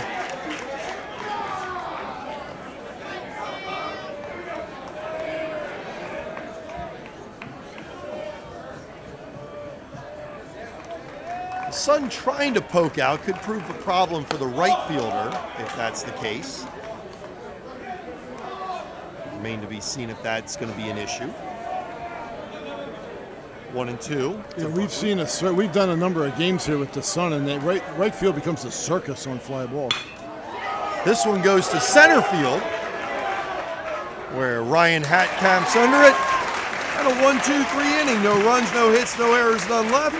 We've played 5.5. It's 8-5, Owen Jack. What does healthy mean to you? At ID Life, we don't try and define healthy for you. We help you define it for yourself. For ID Life, healthy is a community of like-minded individuals who exist to help others reach their dreams while they are working on their own. We didn't invent healthy, we just simplified it. Call Cindy DiPaoli, Certified Health Coach, helping you with your health, wellness, and fitness needs. Butter Valley Golf Course, conveniently located in the quiet rural setting of Valley, PA, just off Route 100. One of the nicest, most affordable 18-hole course in the region. With changing elevations, challenging greens, and scenic fairways, golfers of all ability levels are sure to enjoy their round. Butter Valley Golf Course is a great place to enjoy the game of golf with friends or family, young and old alike. Grab some buddies and grab a meal at the Runway Grill before or after your round. Butter Valley Golf Course. Well, we mentioned the sunshine. It is out in full force now. As we move to the bottom of the sixth. Evan Gross.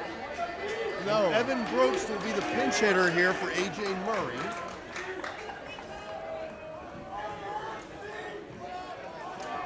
Evan Brobst, B-R-O-B-S-T. And he takes a strike. DiGiacomo's still in there.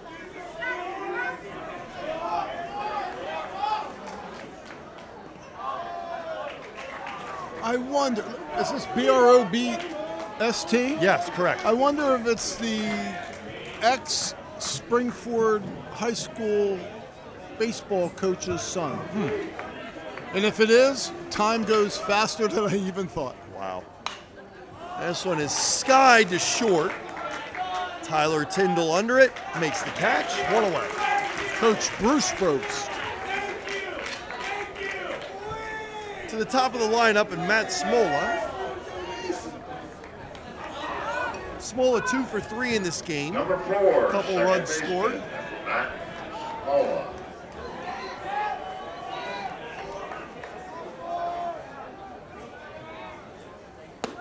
Takes up high for a ball.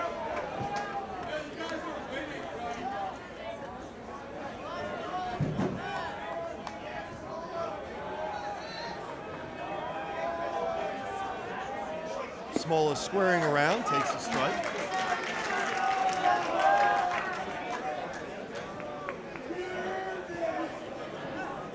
This venue here at Springford doesn't seem to be showing anywhere. It's been around for a while. Beautiful place. Grounded to Tyndall, throws across for the out. Nice scoop by Witter to away. Tyler now the batter. Officially 1 for 2 with a triple Number and a 5 walk. shortstop, Tyler Now.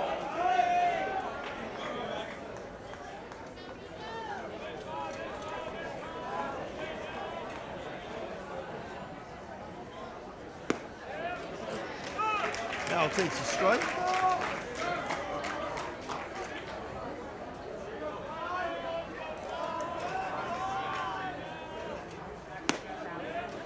Now takes a second strike. Yeah, I think the home plate umpire was consistent today. He's called well over 150 pitches. And swing and a miss. The ball gets past Blos, and now will reach on what will likely be a pass ball.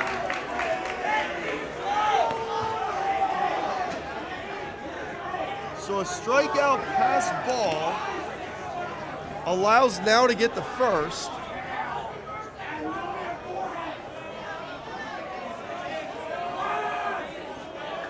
And Pope John Paul can ill afford any more damage. Number 22, Adam Stahl. The batter, Adam Stahl, officially 0 for 3, though he has reached on an error. Originally ruled an out. Changed to an error which allowed him to reach, and he came around to score.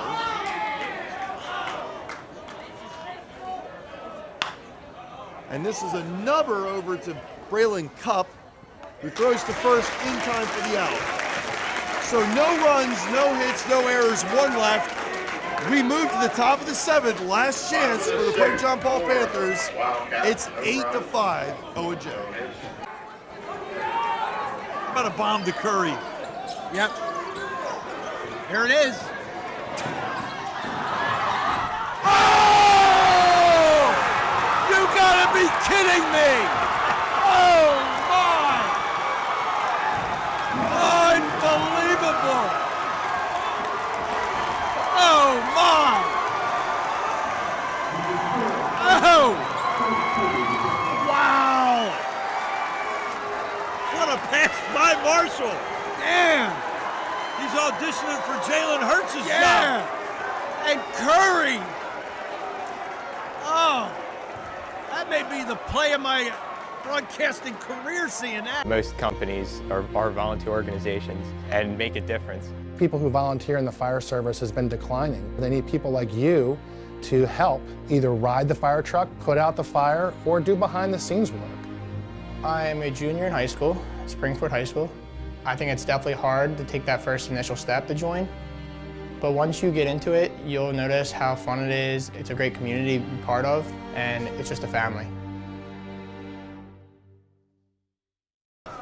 Be sure to subscribe to the PCTV network on YouTube.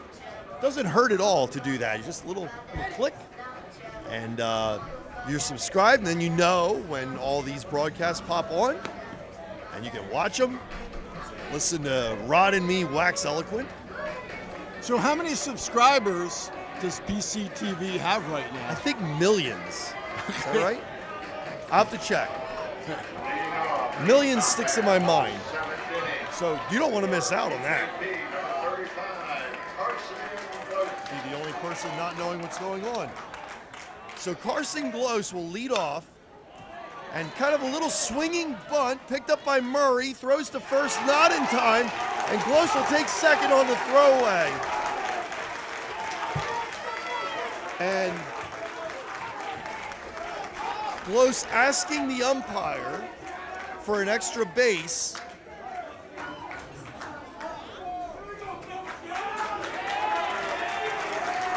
And now it's going to be discussed. So Matt Smola made a motion as if the ball was coming to him.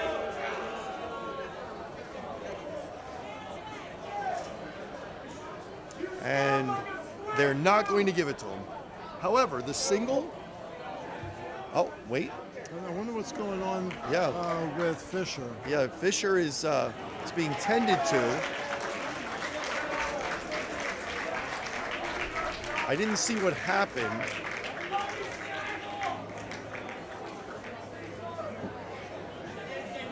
I don't know if he got hit with the bat, or if he hurt his knee.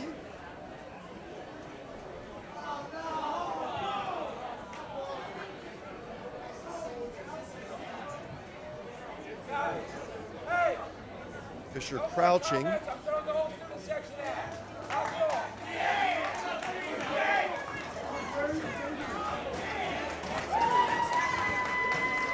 Umpire warning the student section about what they were saying. And we see the O&J Roberts. That looks like a victory march to me. I don't know. That's I don't a know. championship team right there. Fisher wants to stay in, but I'm not sure that he's going to be able to. We'll see. O&J Roberts Wildcats softball girls walking in on what they're hoping will be the final 3 outs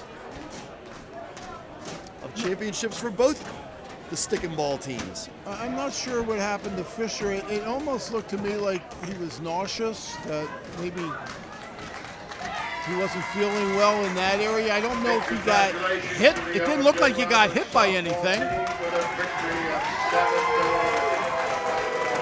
Well, he's going to be replaced.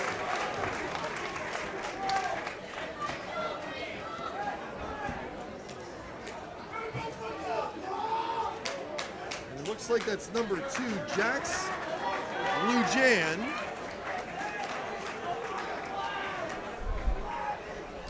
So he'll take some warm-up tosses. And here's a good lesson, Steve. The good lesson is, I bet Jack showed up today and he didn't think he was going to play. I'm pretty sure he's thinking he ain't going to play because Fisher's one of the better players on O&J's team. This is where you always have to come to the park thinking that you may get an opportunity, which turns into an audition for the next time they want to put you or have to put you in the game. So a new catcher, Jax Lujan, and that ball hits Tyler Tyndall. And the tying run comes to the plate in the person of Caden Witter. Now catching for O&J, number 2, Jax Lujan.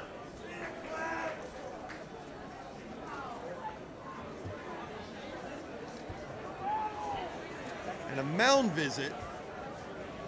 We mentioned earlier Witter with a team-leading 9 doubles on the season. Right now, just looking to get on base.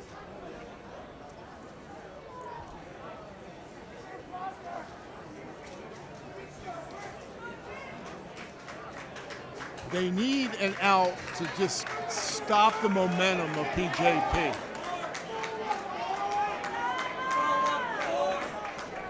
Sometimes you get in these situations and they're like, how do we get an out? Let's just get an out so that the merry-go-round doesn't continue. Number 14, Caden Witter.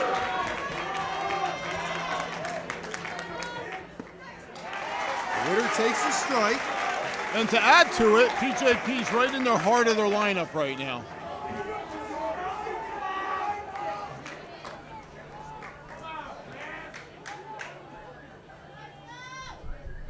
Stall's pitch. Right back up the middle. Fielding. Throw to first. In time for the out. One away. Heck of a play. Great play by Tyler now. That's a heck of a play.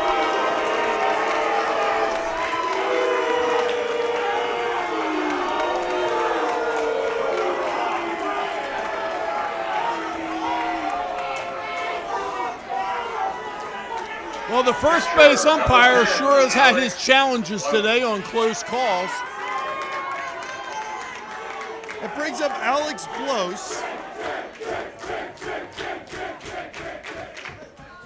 And as we mentioned earlier, Blos the team leader in runs batted in with 21.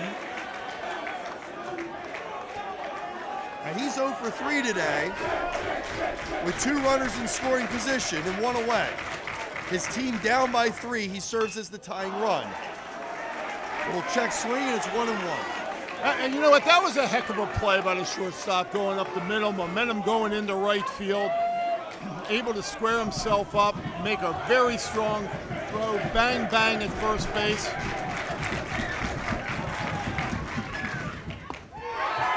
Strike call. Yeah, you're not wrong, Rod. That's the tying run on base with nobody out if he doesn't make that play. You know how close that ball came to hitting the second base bag? Because that's the kind of stuff. No play, no play. Yeah, not on this one. Now just hangs on to it. And it drives in a run on the infield single. Blos makes it an 8-6 ball game. Now strategy's going to be of interest. Pinch runner number 24.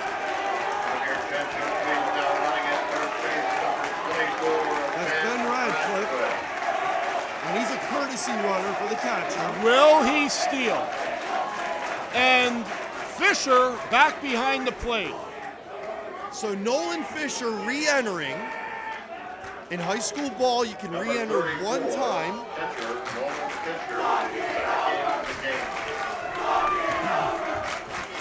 I'm going to pretty much guarantee number 24 would be getting his wheels ready if the backup catcher was in. This changes the strategy of PJP.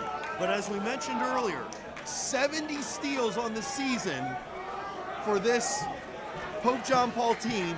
Radcliffe does not have any of those. He's a sophomore. He's not going on this one. Beaten into the ground again. Nice play by A.J. Murray. Gets the out at first. And there's 2 away.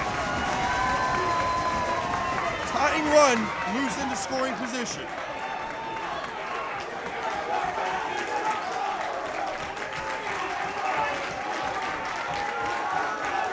And we're going to have a pinch hitter. Number 2. This is Jace first. First 5 for 13 on the season. That translates to a .385 batting average. Sat the bench the whole game and being put in the most important part of the game. And he takes up and in for a ball.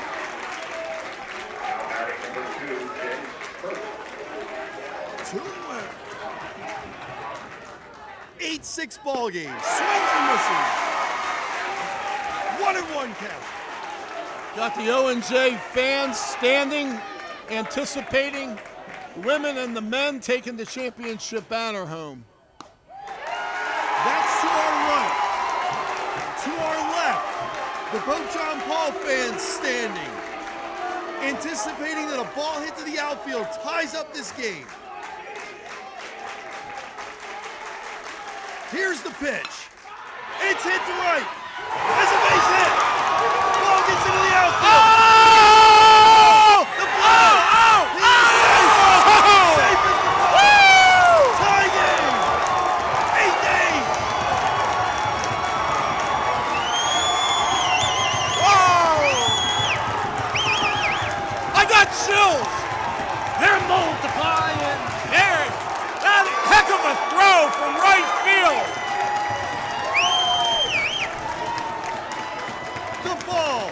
Just past the second baseman Smola. Fielded by Gavin Winnick. His throw home for Ben Radcliffe. Not in time. Now batting number 22, left fielder Hunter Bishop.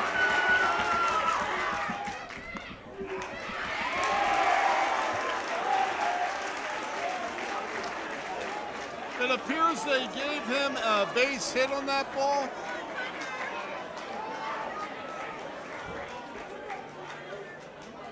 Yes.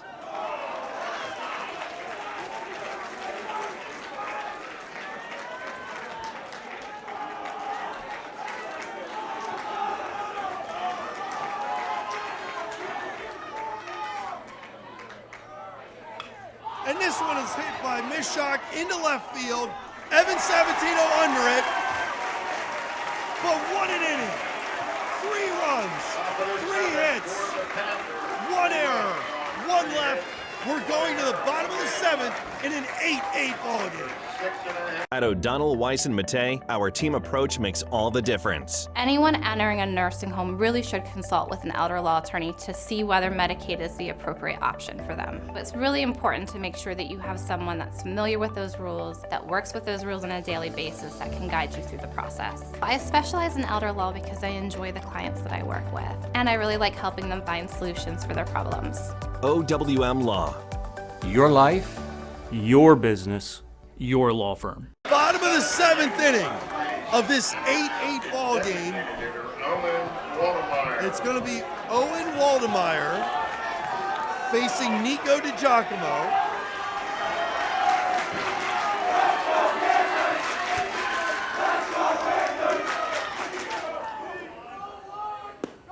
And he takes a strike. Waldemeyer 2 for 3 in this game, with a single, a double, and a run driven in, and a run scored. Inside 1-1. He represents the winning run.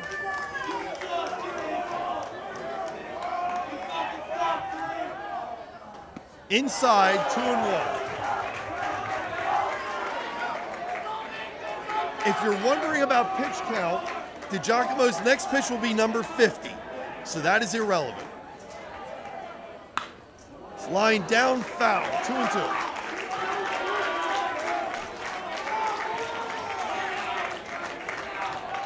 I was just about to say that defensively, should you be on the line, not to give up the double?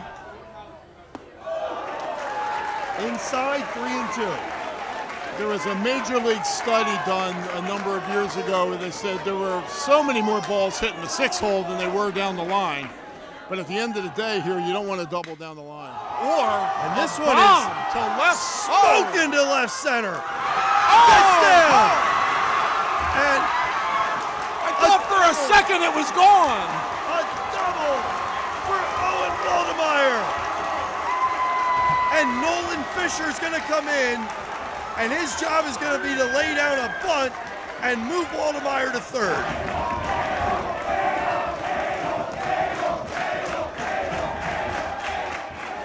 I lost the ball in the white of that sign. They're going to put him on. And they're going to walk Fisher.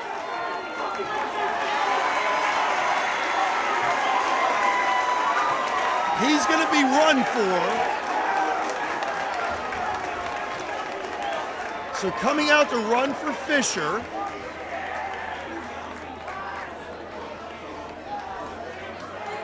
Number 19. It's number 19. That's Anthony DiPolito. We've seen him before. And now a meeting at the mound. You asked earlier about pitchers inducing pop-ups. And I said, no, I don't really think so. I think they can induce ground balls. But on a bunt, I think they can induce pop-ups by throwing fastballs up. And some people want to throw curveballs, but the curveball is breaking down. And so a lot of hitters will stay on top of that. Fastball up, they raise their bat up out of the strike zone, they pop some balls up. So we'll see how they handle this.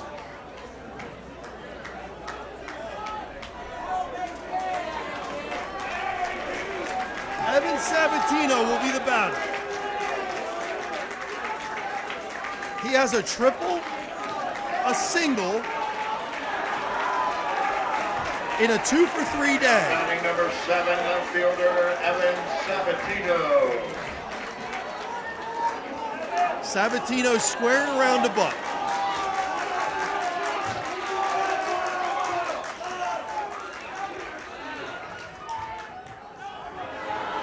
And DiGiacomo jumps off the mound, but Nobody covering second.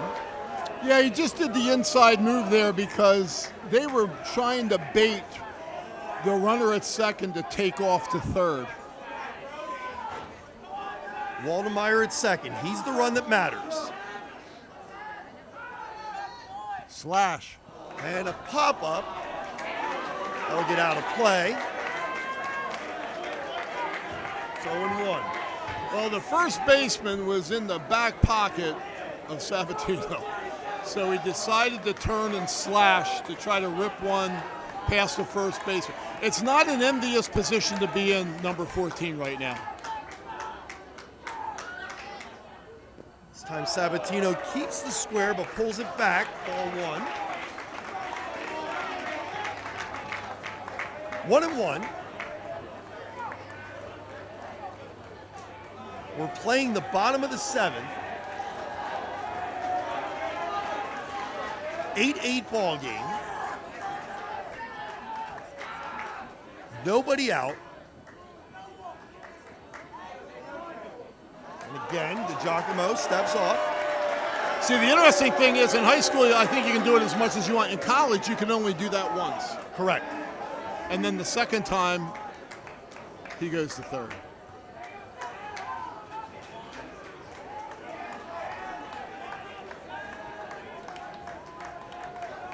So DiGiacomo resetting. It's a 1-1 count to Sabatino, squares around a bunt, and takes for a strike. 1-2. If he's a good bunter, I'd bunt him, try to bunt him again. If he's a good bunter. Lucas Campbell, the senior, on deck.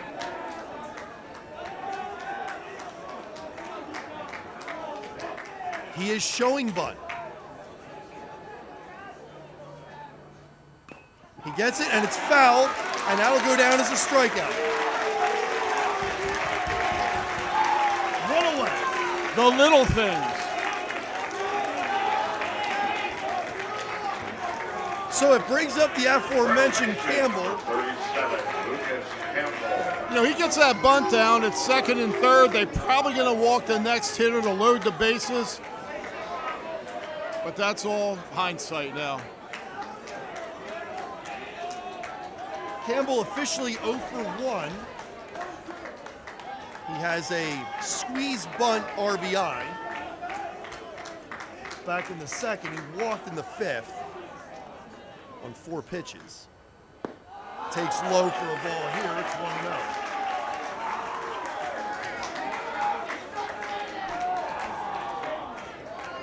Gavin Winnick on deck, the 8-hitter. And this one is hit to center with a beat on it. Sam Buckley makes the catch, tagging and going to third is Waldemeyer, and the winning run is 90 feet away.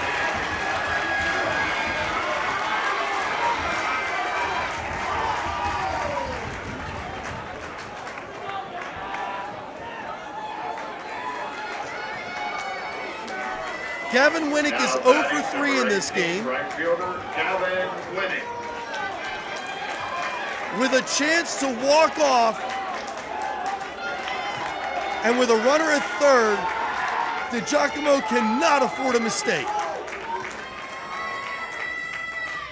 Here's the pitch. Oh!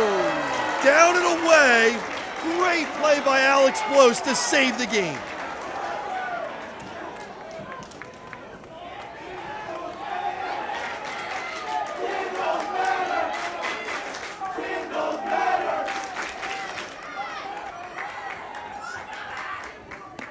Whoa, another one. There's 2-0. There is an open base, and they're going to give it to him. So this is going to go down as an intentional walk, the second of the inning. Talk about having faith in your pitcher. And re-entering the game, A.J. Murray.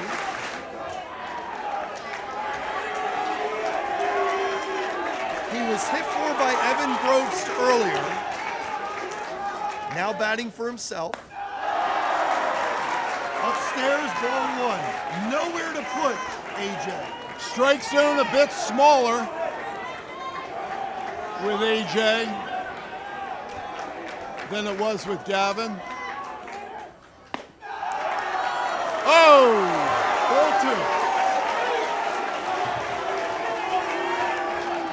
Matt Smola on deck is insignificant. He will not bat this inning. It all boils down to AJ Murray right here. I'd hate to see a walk-off win as a neutral party.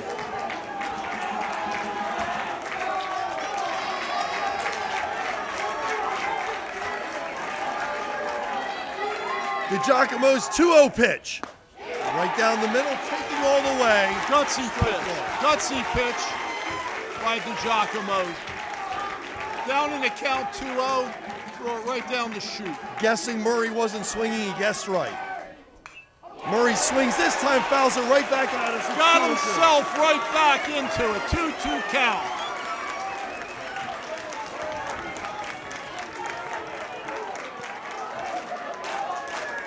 Does this game build character or what? The 2-2 pitch. Upstairs. And the base runners will be moving on the pitch, which means that any ball hit to the infield will likely have to go to first base for the out. And the other runners must touch the next bag. Here's the 3-2 pitch.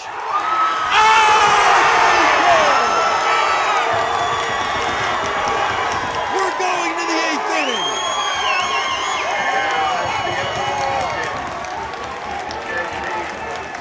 No runs, 1 hit, no errors, 3 left. We're going to the top of the 8th inning in an 8-8 game.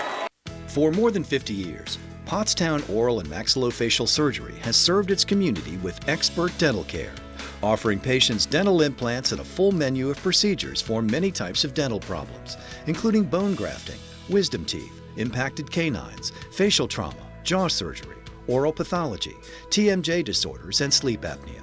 Get the smile you've always wanted. Contact Pottstown Oral and Maxillofacial Surgery today. Hi, Jeff Bush here, host of Financially Speaking here on PCTV for the past 11 years. I have some exciting news. We are now Wellspring Financial, home of the Wellspring formula. We are here to serve all your financial needs. We move to the top of the 8th inning in this 8-8 ball game. The 9-hitter Braylon Cup will be leading off for Pope John Paul.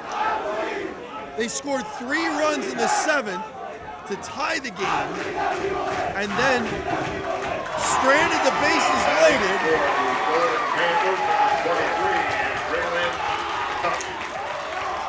I like to see 2 student bodies get into this. Good, clean fun.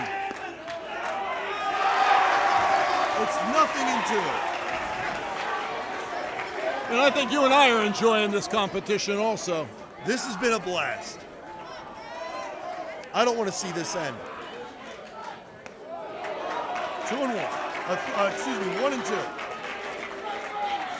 I don't know. I got blueberry pancakes tomorrow morning, so it's got to end, buddy. I need those pancakes.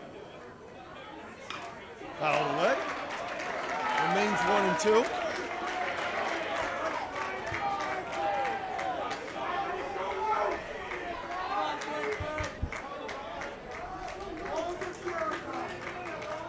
Here's the 1-2 pitch. Swung on and missed. 1 away.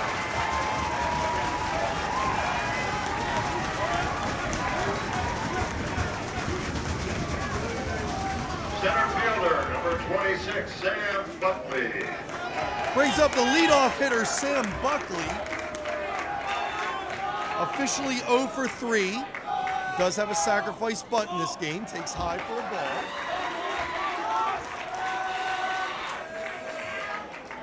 Well, both these teams are going to be in the districts, but I don't think anybody's thinking about that right now. Inside, ball 2.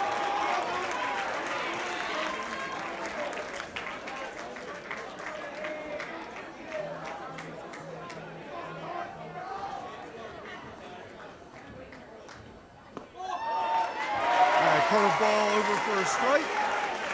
We have some emotion coming out of the O&J dugout, and Sawyer's going to call timeout. He's going to let him chirp a little. Yep. Let him chirp a little bit.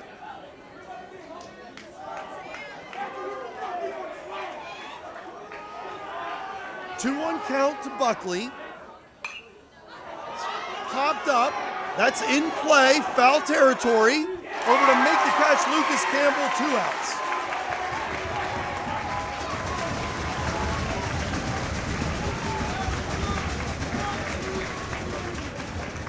Number 35, Carson Close. Carson Close batting with 2 away.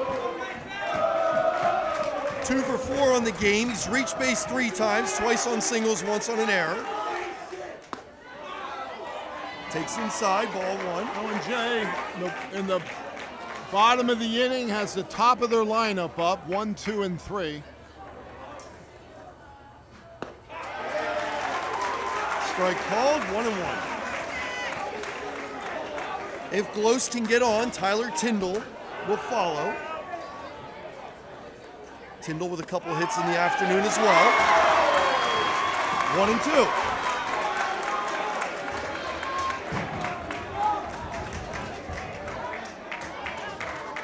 The next pitch for Adam Stahl will be number 80.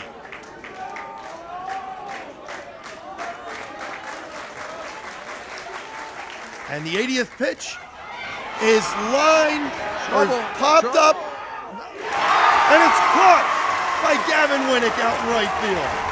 No runs, no hits, no errors, none left. O&J coming to bat in the bottom of the 8th, tied at 8. What does healthy mean to you? At ID Life, we don't try and define healthy for you. We help you define it for yourself. For ID Life, healthy is a community of like-minded individuals who exist to help others reach their dreams while they are working on their own. We didn't invent healthy, we just simplified it. Call Cindy DiPaoli, Certified Health Coach, helping you with your health, wellness, and fitness needs. The leadoff hitter, Matt Smola, leading off the 8th inning. He is 2 for 4 today with a couple singles, but perhaps his biggest play of the day, that play he made up the middle.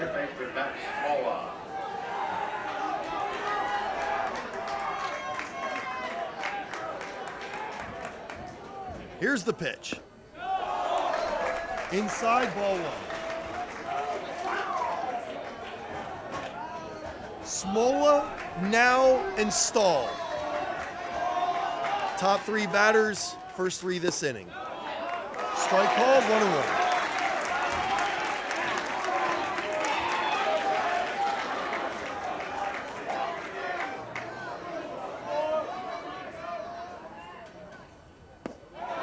Check swing. Umpire says no. No swing. 2-1.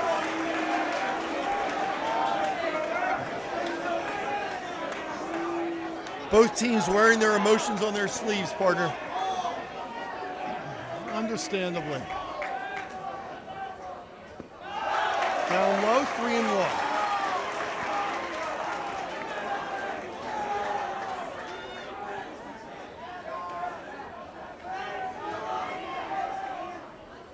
Smola taking all the way. Strike 3-2.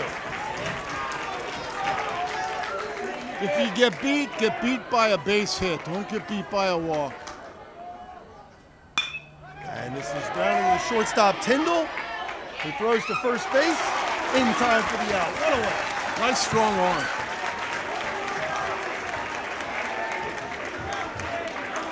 The batter is Tyler Now. Tyler Now. Now officially 1 for 3 with a triple, RBI triple in the first, came around to score himself. Walked in the third, came around to score there as well. strike called. I think what we've noticed here is both teams struggle with the breaking ball, with a good breaking ball. This one's grounded down to third. Carson Glose backhand. Throw to first in time, 2 away.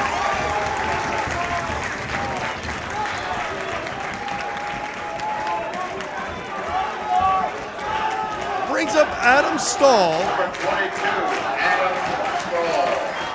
Officially 0 for 4, though he has reached on an error and scored. That was back in the 5th.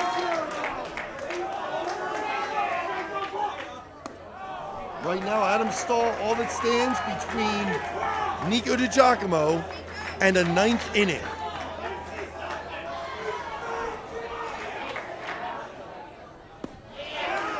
Curveball strike, 1-1. I just don't think either team is adjusting to the breaking balls because they're very visible. You can see it from where we're sitting. You can see the breaking ball coming from his hand. And again, breaking ball, that one stayed in.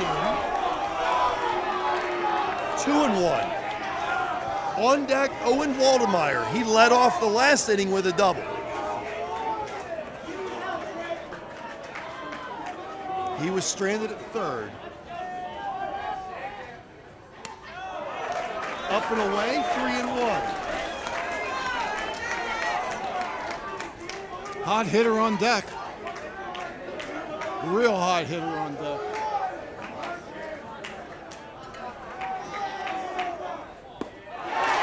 Swings through it, 3-2.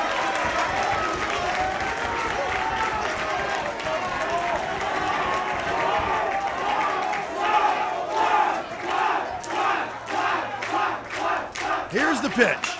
This one is popped up into right field, calling for it and making the grab, Gavin Gross, and we're going to the ninth.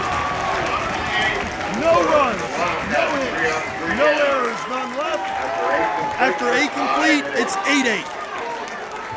Hi, my name is Carl, and I want to give a little shout out to Gus and PCTV. We've been using PCTV for years, going back to the days of the home show at Sunnybrook. Some of the things that I have seen at Steve's Mower Shop, people will stop me at the gas stations and saying, I seen you on PCTV. They really enjoy what we do here. Gus has been helpful as far as setting up what we do as far as the info commercial. I am greatly appreciative of what he has done, and PCTV has been a great way for me to get the word out that Steve's Mower Shop, and they do a great job of promoting Steve's Mower Shop. Tyler Tyndall leading off, shows bunt, takes a strike as we enter the 9th inning.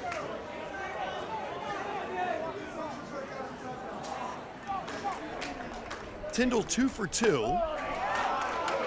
has reached base all 4 times, twice on singles, once on a walk, and once hit by a pitch.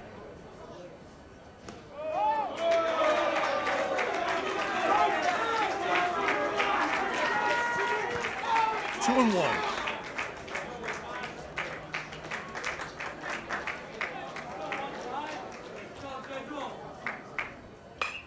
Fouled away. 2-2.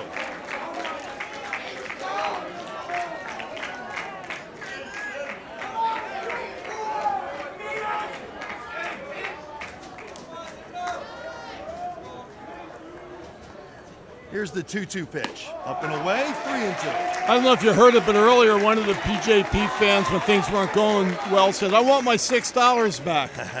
Well, he's getting his $6 worth now and more. And then some. Here's one grounded up the middle, picked up by Tyler now, throws to first, in time, 1 away. Brings up Caden Witter, the first baseman. Number 14, first baseman, Caden Witter. Witter 0 for 4 in this game.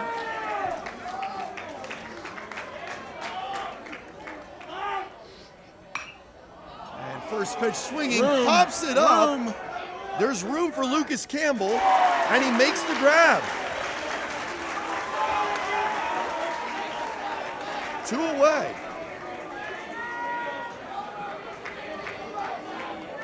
I'm in coaching mode now. I'm letting the guy know he has room. Alex Blos, the catcher, now coming back with 2 away. He singled in the 7th, came around to score. What was at the time, well, he didn't score, his courtesy runner, Ben Radcliffe, scored the tying run.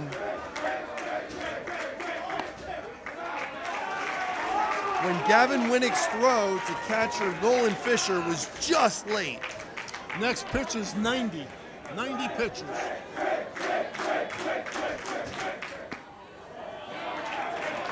Pitches away, 3-0.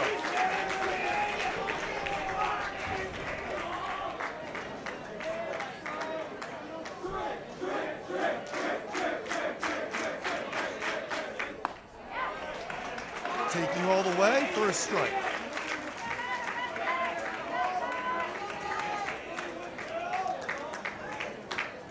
Gavin Gross waits on deck. 3-1 pitch. 3-2.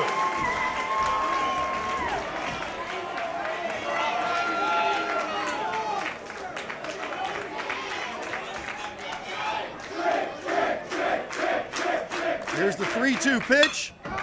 Grounded. Picked up by Now. Throws across the diamond. Safe. An infield single for Blos. And he keeps the inning alive.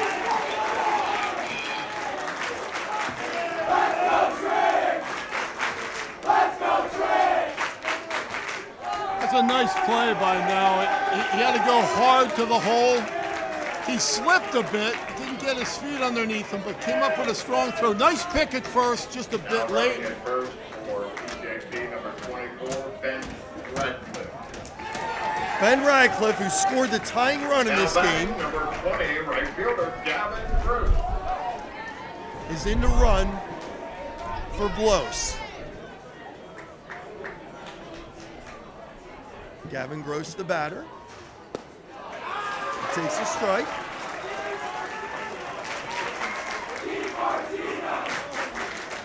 Stahl's pretty quick to the plate, and of course we know about Fisher's arm. Could be tough to steal on him. Runner he holds. Strike 2 call. So nothing in 2 to Gross. Tony Tosco on deck.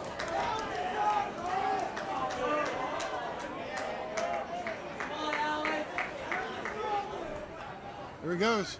And this is lined into center field for a base hit. But on it quickly, Ryan Hatt.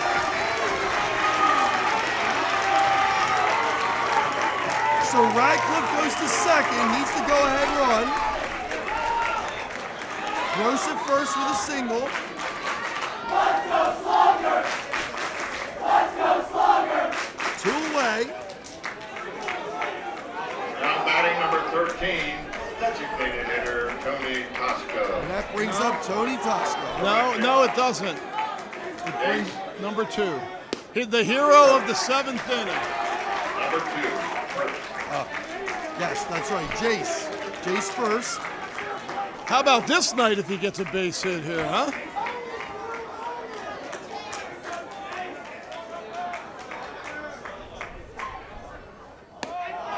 Takes up high, 2-0.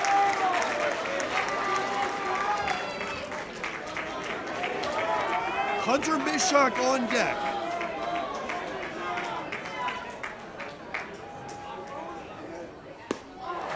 Strike called.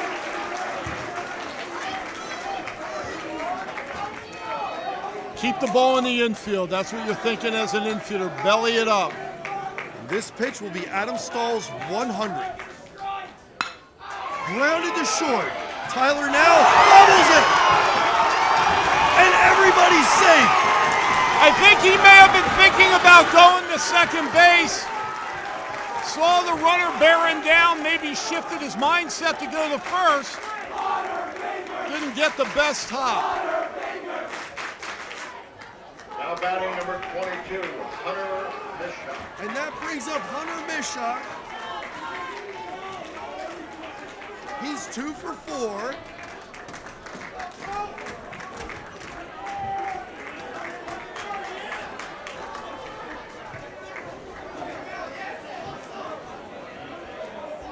And is there going to need to be a change here? I thought the rule was 105. He's at 100 right now. I saw the disappointed look on Stahl's face. It may be 105 because he thinks he should be in the game. He thinks he should stay in the game. But he will not. So he's going to come out, and we're going to come back. We'll try and unpack this for you. 8-8 ball game, bases loaded, top of the 9th. We'll be back. Butter Valley Golf Course, conveniently located in the quiet rural setting of Valley, PA, just off Route 100. One of the nicest, most affordable 18-hole course in the region. With changing elevations, challenging greens, and scenic fairways, golfers of all ability levels are sure to enjoy their round. Butter Valley Golf Course is a great place to enjoy the game of golf with friends or family, young and old alike. Grab some buddies and grab a meal at the Runway Grill before or after your round. Butter Valley Golf Course.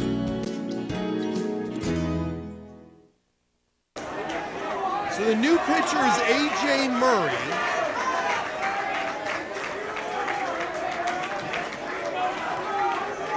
Murray inherits a mess.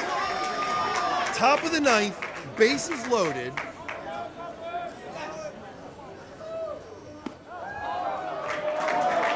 First pitch is a ball. Hunter Mishak is the batter.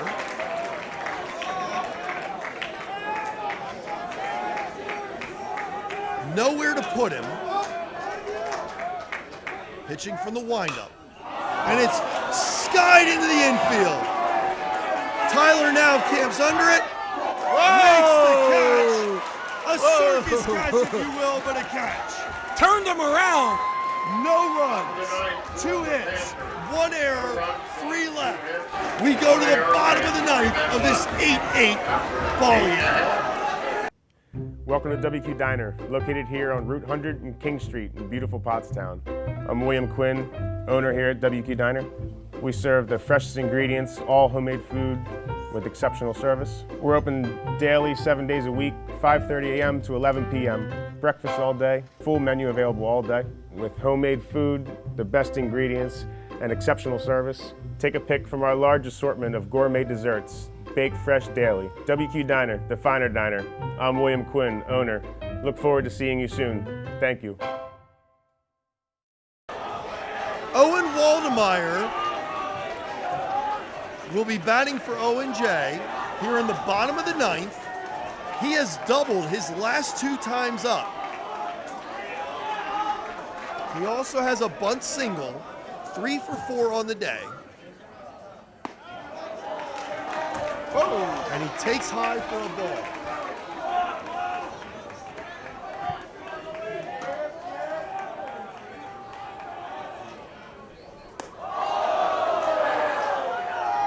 Ball 2.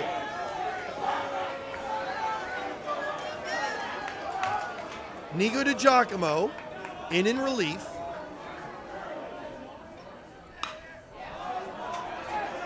Induces a he has room. With making the catch, Caden Ritter. First big out of the inning. You know, we talk a lot about 2-0 swinging. 2-0, you can't get beat. You can't get beat by a fastball. You got to put some wood on the ball, in this case metal. Nolan Fisher comes to bat, officially 0 for 2. He has walked the conventional way, and he's also been intentionally put on.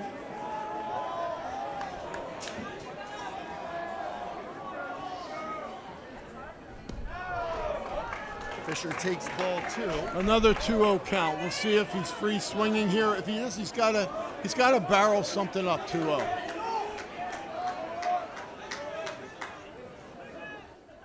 And he does barrel one up. Dead center field. on the run. It's going to fall for a base hit. Extra bases. And Fisher hobbles into second base. And that could explain what they tended to earlier.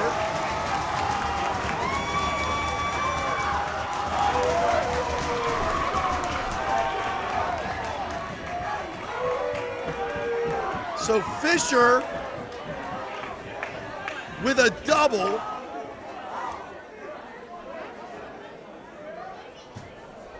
And that's the type of swing you take 2-0. The call was for a timeout. Whoa, whoa!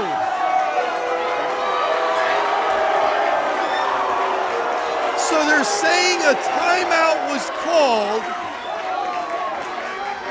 and that entire play does not count.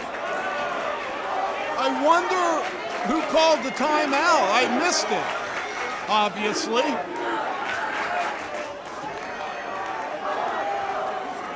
So a 2-0 count, nobody arguing the call. Strike called, 2-1. Well, this game's had everything.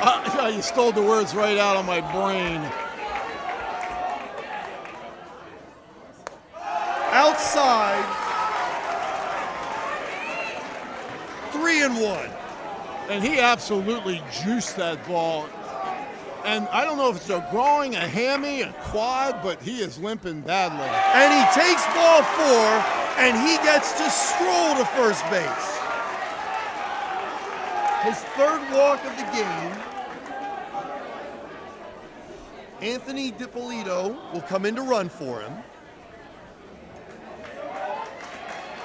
88 pitches, and he's going to make a move, it looks like, to the right fielder. He is. So we'll be back to unpack this inning. 8-8 ball game, runner at first. See you after this message. What does healthy mean to you? At ID Life, we don't try and define healthy for you. We help you define it for yourself. For ID Life, healthy is a community of like-minded individuals who exist to help others reach their dreams while they are working on their own. We didn't invent healthy, we just simplified it. Call Cindy DiPaoli, Certified Health Coach, helping you with your health, wellness, and fitness needs. You've heard the term out of right field. Well, coming out of right field to pitch is Gavin Gross, and I think these old eyes are failing me. Now batting for the Lions, number 7. I'm not sure if DiGiacomo went out there or not, so we're just going to stick with Gavin Gross with what we do know. And he's going to face Evan Sabatino, who has a triple and a single in this game. The runner at first, Anthony DiPolito, the courtesy runner, in favor of Nolan Fisher, the catcher, who just walked. And a ball to Sabatino. I believe Owen J can run on this pitcher. He's slow to the plate. He's got a long arm. This one's popped up, and over to get it, Tyndall, and there's 2.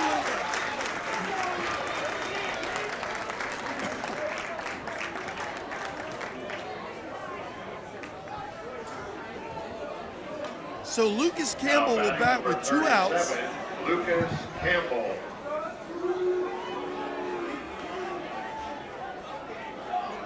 Campbell officially 0 for 2. He has walked, and he has a sacrifice bunt.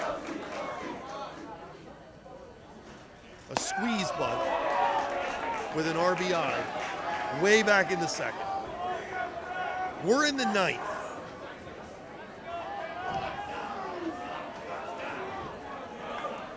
Campbell swinging a bat that resembles a pencil with an eraser. Foul tip, 1-1. We had, at my last coaching job, we had a guy come in who was hitting like 220 and had that. And I told him, you're not taking that to the plate, dude. We're hitting 220, ain't happening. Squaring around to bunt. Nothing more than a distraction technique to allow DiPolito to steal second. And now the winning run is in scoring position. The pitch was called a strike. And it certainly worked in crossing up the catcher Alex Blos as he dropped the ball. The concern now for Gross, though, is the batter. Here's the pitch. Outside, 2-2. Try to put a little extra on that. Gavin Gross, if you're wondering, has a 1.94 ERA this season. And he has 35 strikeouts in 21 2/3 innings. So That's he impressive. is definitely a strikeout pitcher. Only 7 walks, a 5-to-1 K to walk ratio. Also impressive. His 2-2 pitch. Down low. Blos lost it for a moment, came up with it. And a 3-2 count. Gavin Winnick on deck. I don't know enough about Gross. His stats are really good, but sometimes bringing a guy in from the outfield is tough if he's a starting pitcher. Here's the pitch. Strike 3 call, and he knew it. No runs, no hits, no errors, 1 left. We go to the 10th. 8-8 game. At O'Donnell, Weiss, and Matei, our team approach makes all the difference. Business law is complex because it's easy to make costly mistakes. OWM is able to handle any area of law that a business or individual in our community needs. We are the ones who are uniquely talented and uniquely positioned to do that for your benefit. That's what drives me to come to work every day. OWM Law. Your life, your business, your law firm. At Superior Credit Union, we believe in growing stronger together. So we provide products and services to fit your financial needs and accommodate your busy lifestyle. With convenient services like home banking, e-deposits, account alerts, and a free coin counter for members. Come see why Superior Credit Union is growing. Visit any one of our 3 locations in Collegeville, Royersford, and our brand new location in Pottstown. Superior Credit Union. 10th inning is here. Didn't think I'd say that today. Leading off the top half of the 10th inning. And leading off the top half of the 10th inning, the 9-hitter, Braylon Cupp. Started the game at third, playing second now. And A.J. Murray's pitch is a bunt. Gets it past Murray, fielded. Throw to first, not in time. A bunt single for Braylon Cupp.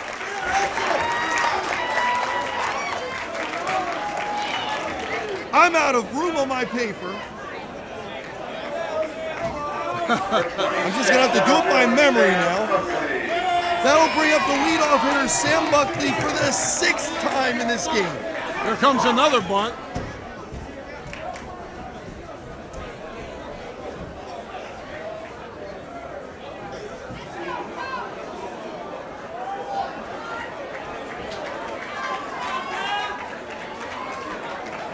Braylon Cupp with 3 steals this season. The runner at first. Here's another bunt. Foul back. 1 strike.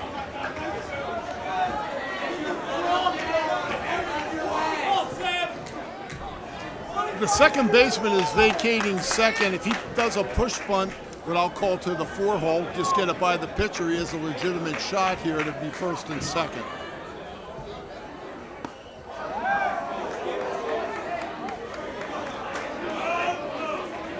Misses on the bunt attempt. Still have to bunt strikes. Sometimes bunters expand the strike zone and they just need to stay in the strike zone. It's easier to see the strike zone when you're bunting than when you're hitting. Nothing in 2. Not a pitch out, but a pitch outside. 1 and 2.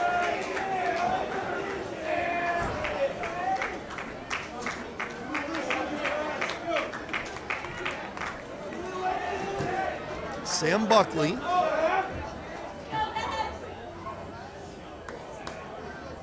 1-2 pitch, outside, 2-2.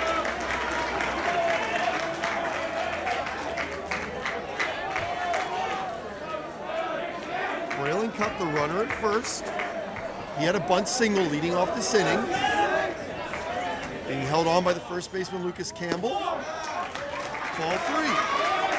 I wonder how much Fisher's groin or hamstring, whatever it is, will affect his stride to throw to second.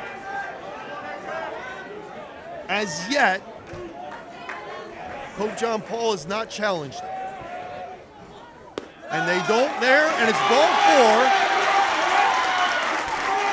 And Buckley walks, putting runners at first and second. And Carson Gloss is going to come up with one job, and that is to lay down a bunt and get 2 runners into scoring position.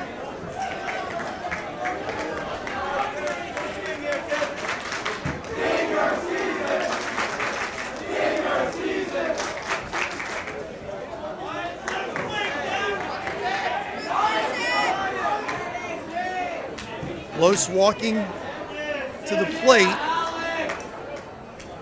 as Owen J gathers at the mound to discuss what to do on this play. You know the bunt is coming.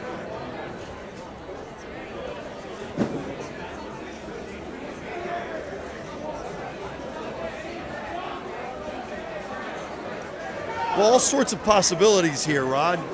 I mean, a bunt right back to the pitcher. He could gun to third and try and get the lead runner, negating anything any advantage. From a PFP, a pitcher fielding practice, as we call PFP, one of the more difficult plays, and I don't think people work on it as much, is the ball back to the pitcher to go to third.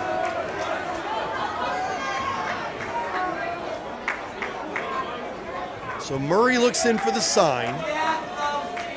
So far, no bunt shown.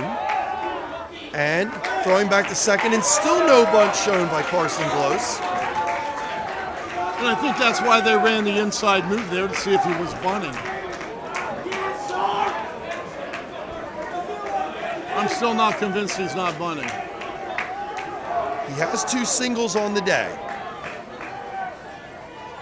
2 of 14 hits for Pope John Paul. I'm convinced now. He swings through on strike 1.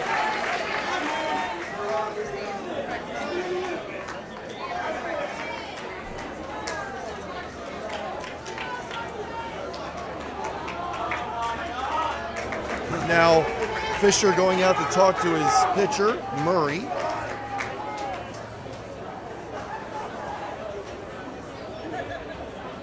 Sometimes they give a guy like this, good hitter, one shot, a swing and a bat, and then shift it to a bunt. We'll see what they decide here.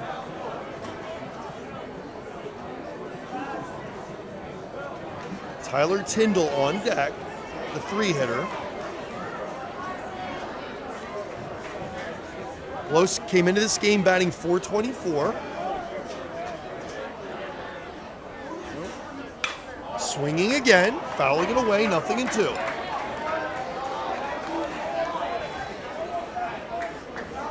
His 2-for-5 performance today has done nothing to hurt that 400-plus batting average.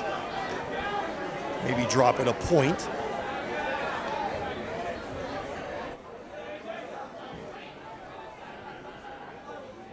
Murray's 0-2 pitch. Strike 3 called, outside corner. 1 away.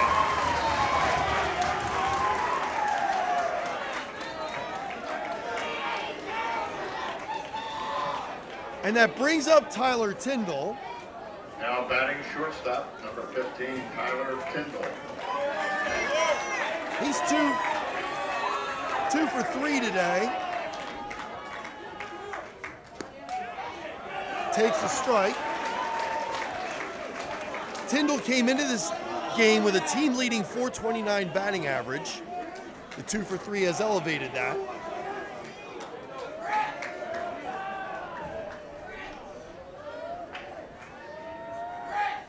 Here's the pitch, swings through it, strike 2. And just the way this game is being played, I am a little surprised that they didn't bunt close, but I always say when I'm watching these games, the manager knows his team. So whether it was a gut feel or whether it was just, hey, I got a man up here that's been swinging the bat good. I'm going to let him cut it loose. I just thought he'd be bunting. Strike 3 call. 2 away. We're relying on a website to have it right. But Max Preps says that this Pope John Paul team only has 6 sacrifice bunts all season. So it could just be that they just don't do that. Number 14, first baseman, Caden Witter. Yeah. And that brings up the cleanup hitter, Caden Witter. Witter's reached on a fielder's choice, officially 0 for 5.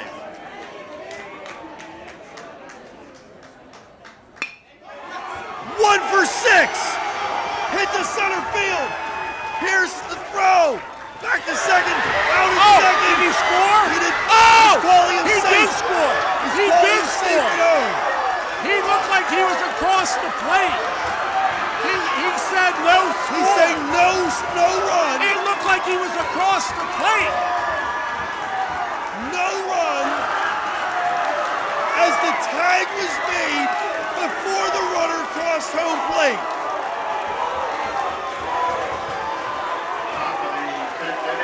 Oh, wow. In the 10th inning, no runs, no hits, no errors, excuse me, 1 hit.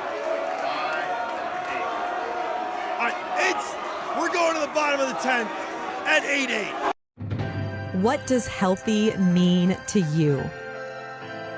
At ID Life, we don't try and define healthy for you. We help you define it for yourself.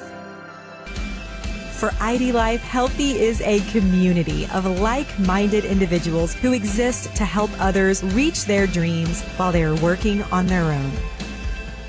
We didn't invent healthy, we just simplified it. Call Cindy DiPaoli, Certified Health Coach, helping you with your health, wellness, and fitness needs. Butter Valley Golf Course, conveniently located in the quiet rural setting of Valley, PA, just off Route 100. One of the nicest, most affordable 18-hole course in the region.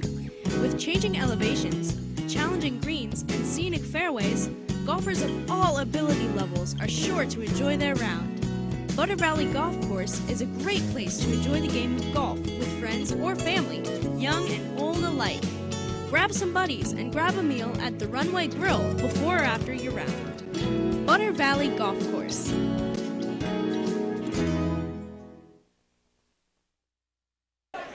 So some drama off camera. Rod and I ourselves cannot seem to agree whether that run crossed the plate or not. You can rewind the video. Gus should have that. But somebody was ejected from the Pope John Paul dugout. And what I will say about the play at the plate, as we were both intently watching, the home plate umpire was really on top of that. Whether he was safe or whether he was out, it made me a misjudgment by the home plate umpire, but he was on it. Yes. And I thought when he was signaling, I thought he was signaling safe. He was signaling no run. Yeah. No run. So that will bring up Gavin Winnick in the bottom of the 10th. And he swings and misses, the foul tip, I should say. 0-1. I didn't mark it in my book, but somewhere in the middle of the game you were saying, we've kind of seen it all. Well, we were just starting to get to see it. And I'm not going to say we've seen it all yet. You know, what's funny is I was thinking of coming back with that when we came back, and then when Gus was on the dugout, we had seen even more.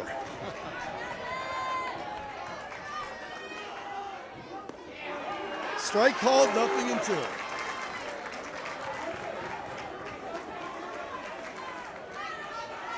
Winnick is 0 for 3. He was intentionally walked in the 7th inning.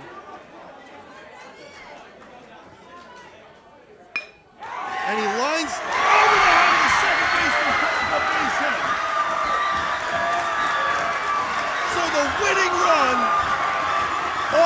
first base with nobody out.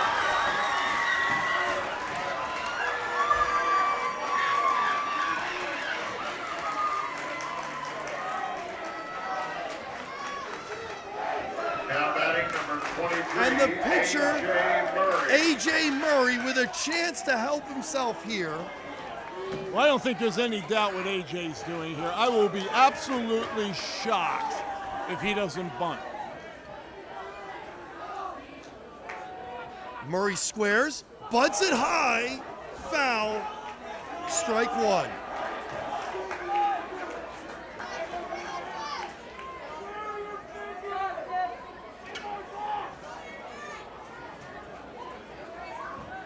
Murray started the game at third base. He is currently the pitcher. Now he squares around from the get-go. And the pitch. Up and away, 1-1.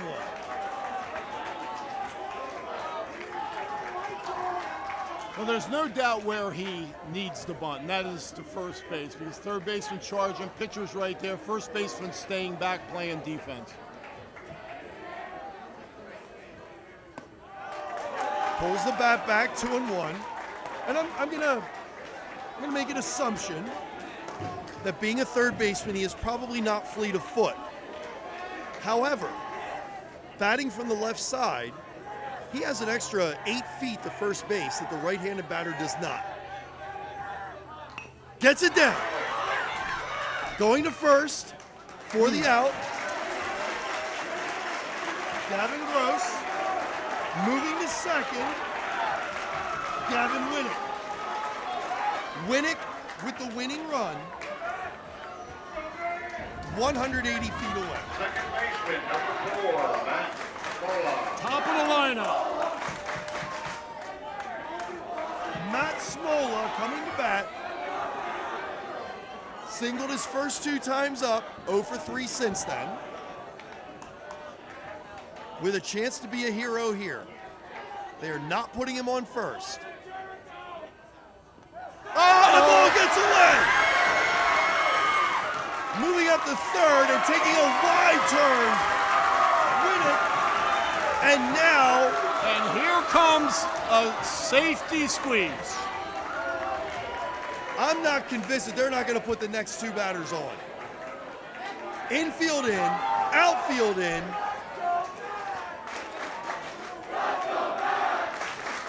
They're going to pitch to Smola.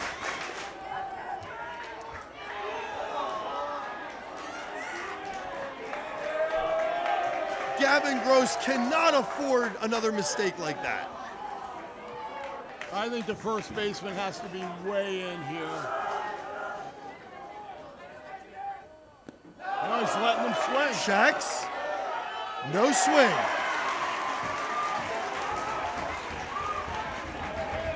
Not saying he swung, but we have yet to see an appeal called a strike. And we've seen probably 6 or 7 appeals. 2-0 the count to Smola.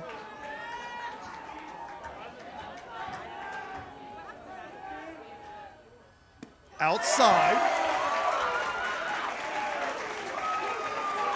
3-0.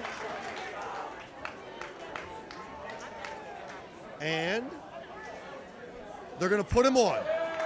Intentional walk for Smola. His run is meaningless. Gavin Winnick over at third. That's the run that means something. Putting him on. Tyler now intentionally walked. They waited to officially announce him. And it comes down to Adam Stahl. Well, Stahl has struggled today. He's 0 for 5. He has reached on an error and scored. And he has put the ball in play. And he's put the ball in play to the outfield twice. If he does that here, this game is over. Swings, fouls it off.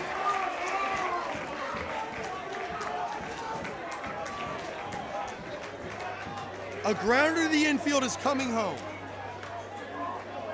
I see no scenario that O&J doesn't win this baseball game right here. We'll see if your bold prediction is correct. This inning. Here's a base hit! One game over! O.J. Roberts walks it off on a single by Adam Stahl.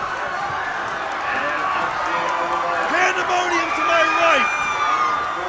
Disappointment to my left. A pyramid of O&J players.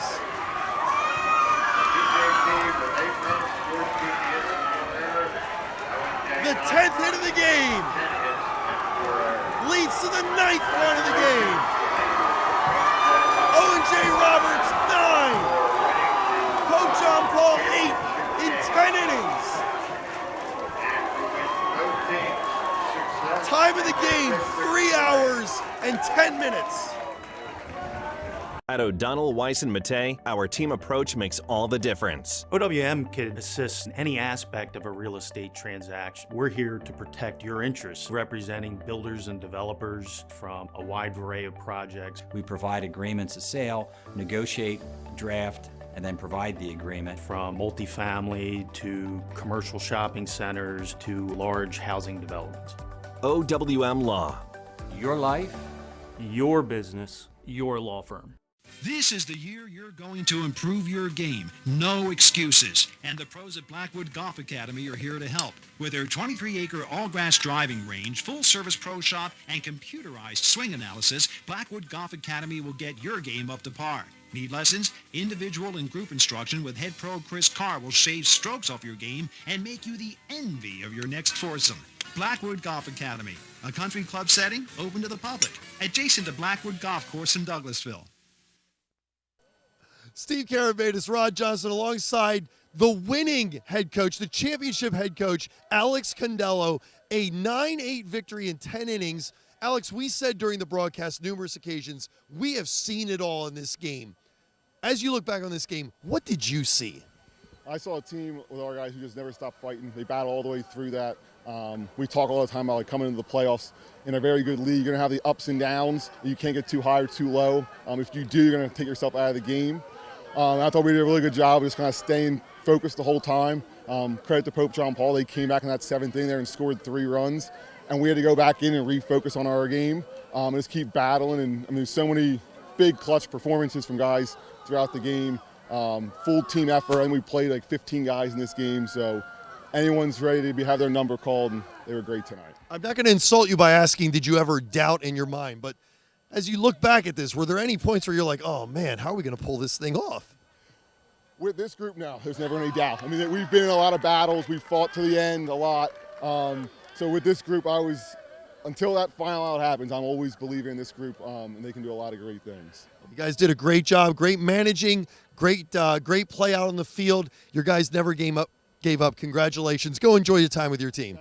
Thank you, Alex. One more thing. I want to give a shout out to all my assistant coaches. They were fantastic. I have the best coaching staff around. Brad Kirby, Jake LeClaire, Andy Fisher. We would not be here without them, so kudos to those guys. And congratulations to the whole team and the whole staff. Good luck in the postseason. Thank you. Well, Rod, we said we've seen it all, and we really did in this game. What's your perspective? What are you going to tell your grandkids? Well, I became a fan in this game. You know, we come to these games, we're neutral. We just want to see a good baseball game. We didn't see a good baseball game. We saw a great baseball game. I will say that both teams will probably take a look at the statistics, rewind the game, see a number of mistakes that they made, that when they go to the districts, they're going to have to clean it up. It was a bit sloppy. It says 4 errors each.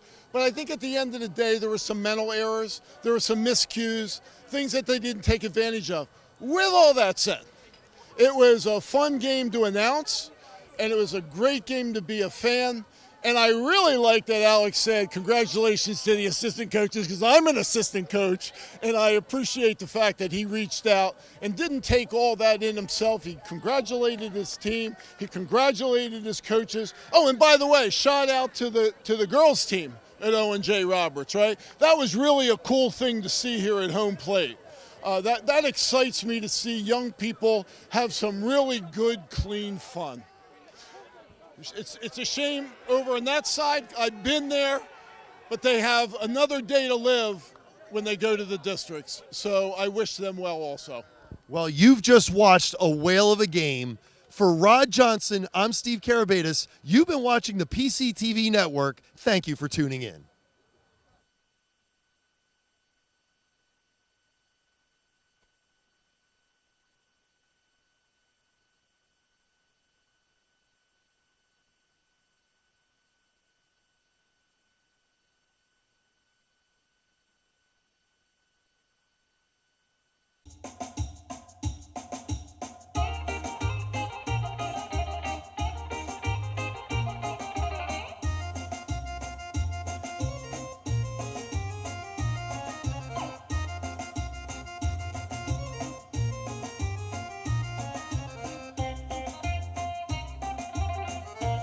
Welcome to Theo's Gyros. Hi, Martha, and this is my brother, Donnie. Our father, Theo, started the business here at Quakertown Farmers Market 34 years ago. Initially, he started the business in Bethlehem on Broad Street back in 1980. We've also been doing Music Fest for about 40 years. Also Celtic. We grew up in this business. We're happy to bring a little bit of grease to our customers here in the Quakertown Farmers Market. And if you want true, authentic gyros, the best gyros you've ever had, come here to us at Quakertown Farmers Market. You won't be disappointed. And we also like to thank all of the customers for coming here for many, many years. Thank you. Hi folks, how are you today? Good, how are you? I'm doing well. How can I help you today? I get a gyro, no onions. Of course. Anything to drink for today? I'll have a birch beer. Yes, sir. We only have one size. Is that okay? Yep. Great. Any fries or pierogies for today? Side fries. Yes, sir. I'm Theo, and I help out my aunt and uncle at Theo's Gyros. My grandfather and my grandmother started this restaurant 30 plus years ago, and we're still going strong. Thank you for coming in. I'd like to say, in my best Brooklyn accent, Theo's is the best. We've been coming here for 20 plus years, 35 miles from Clinton, New Jersey. We've been to Athens, my wife and I, and we asked for a gyro, and we concluded that Theo's was better, and we've told them. Theirs is the best. The service here is wonderful. Theo, little Theo, who's about 6 foot, Maria, Joy, Martha, and Don. You couldn't ask for better people. You leave here with a smile. Once again, we are a family-run business started by our father, Theo, and our mother, Maria. Family is everything to us. Come be part of our family. Kali Orexi.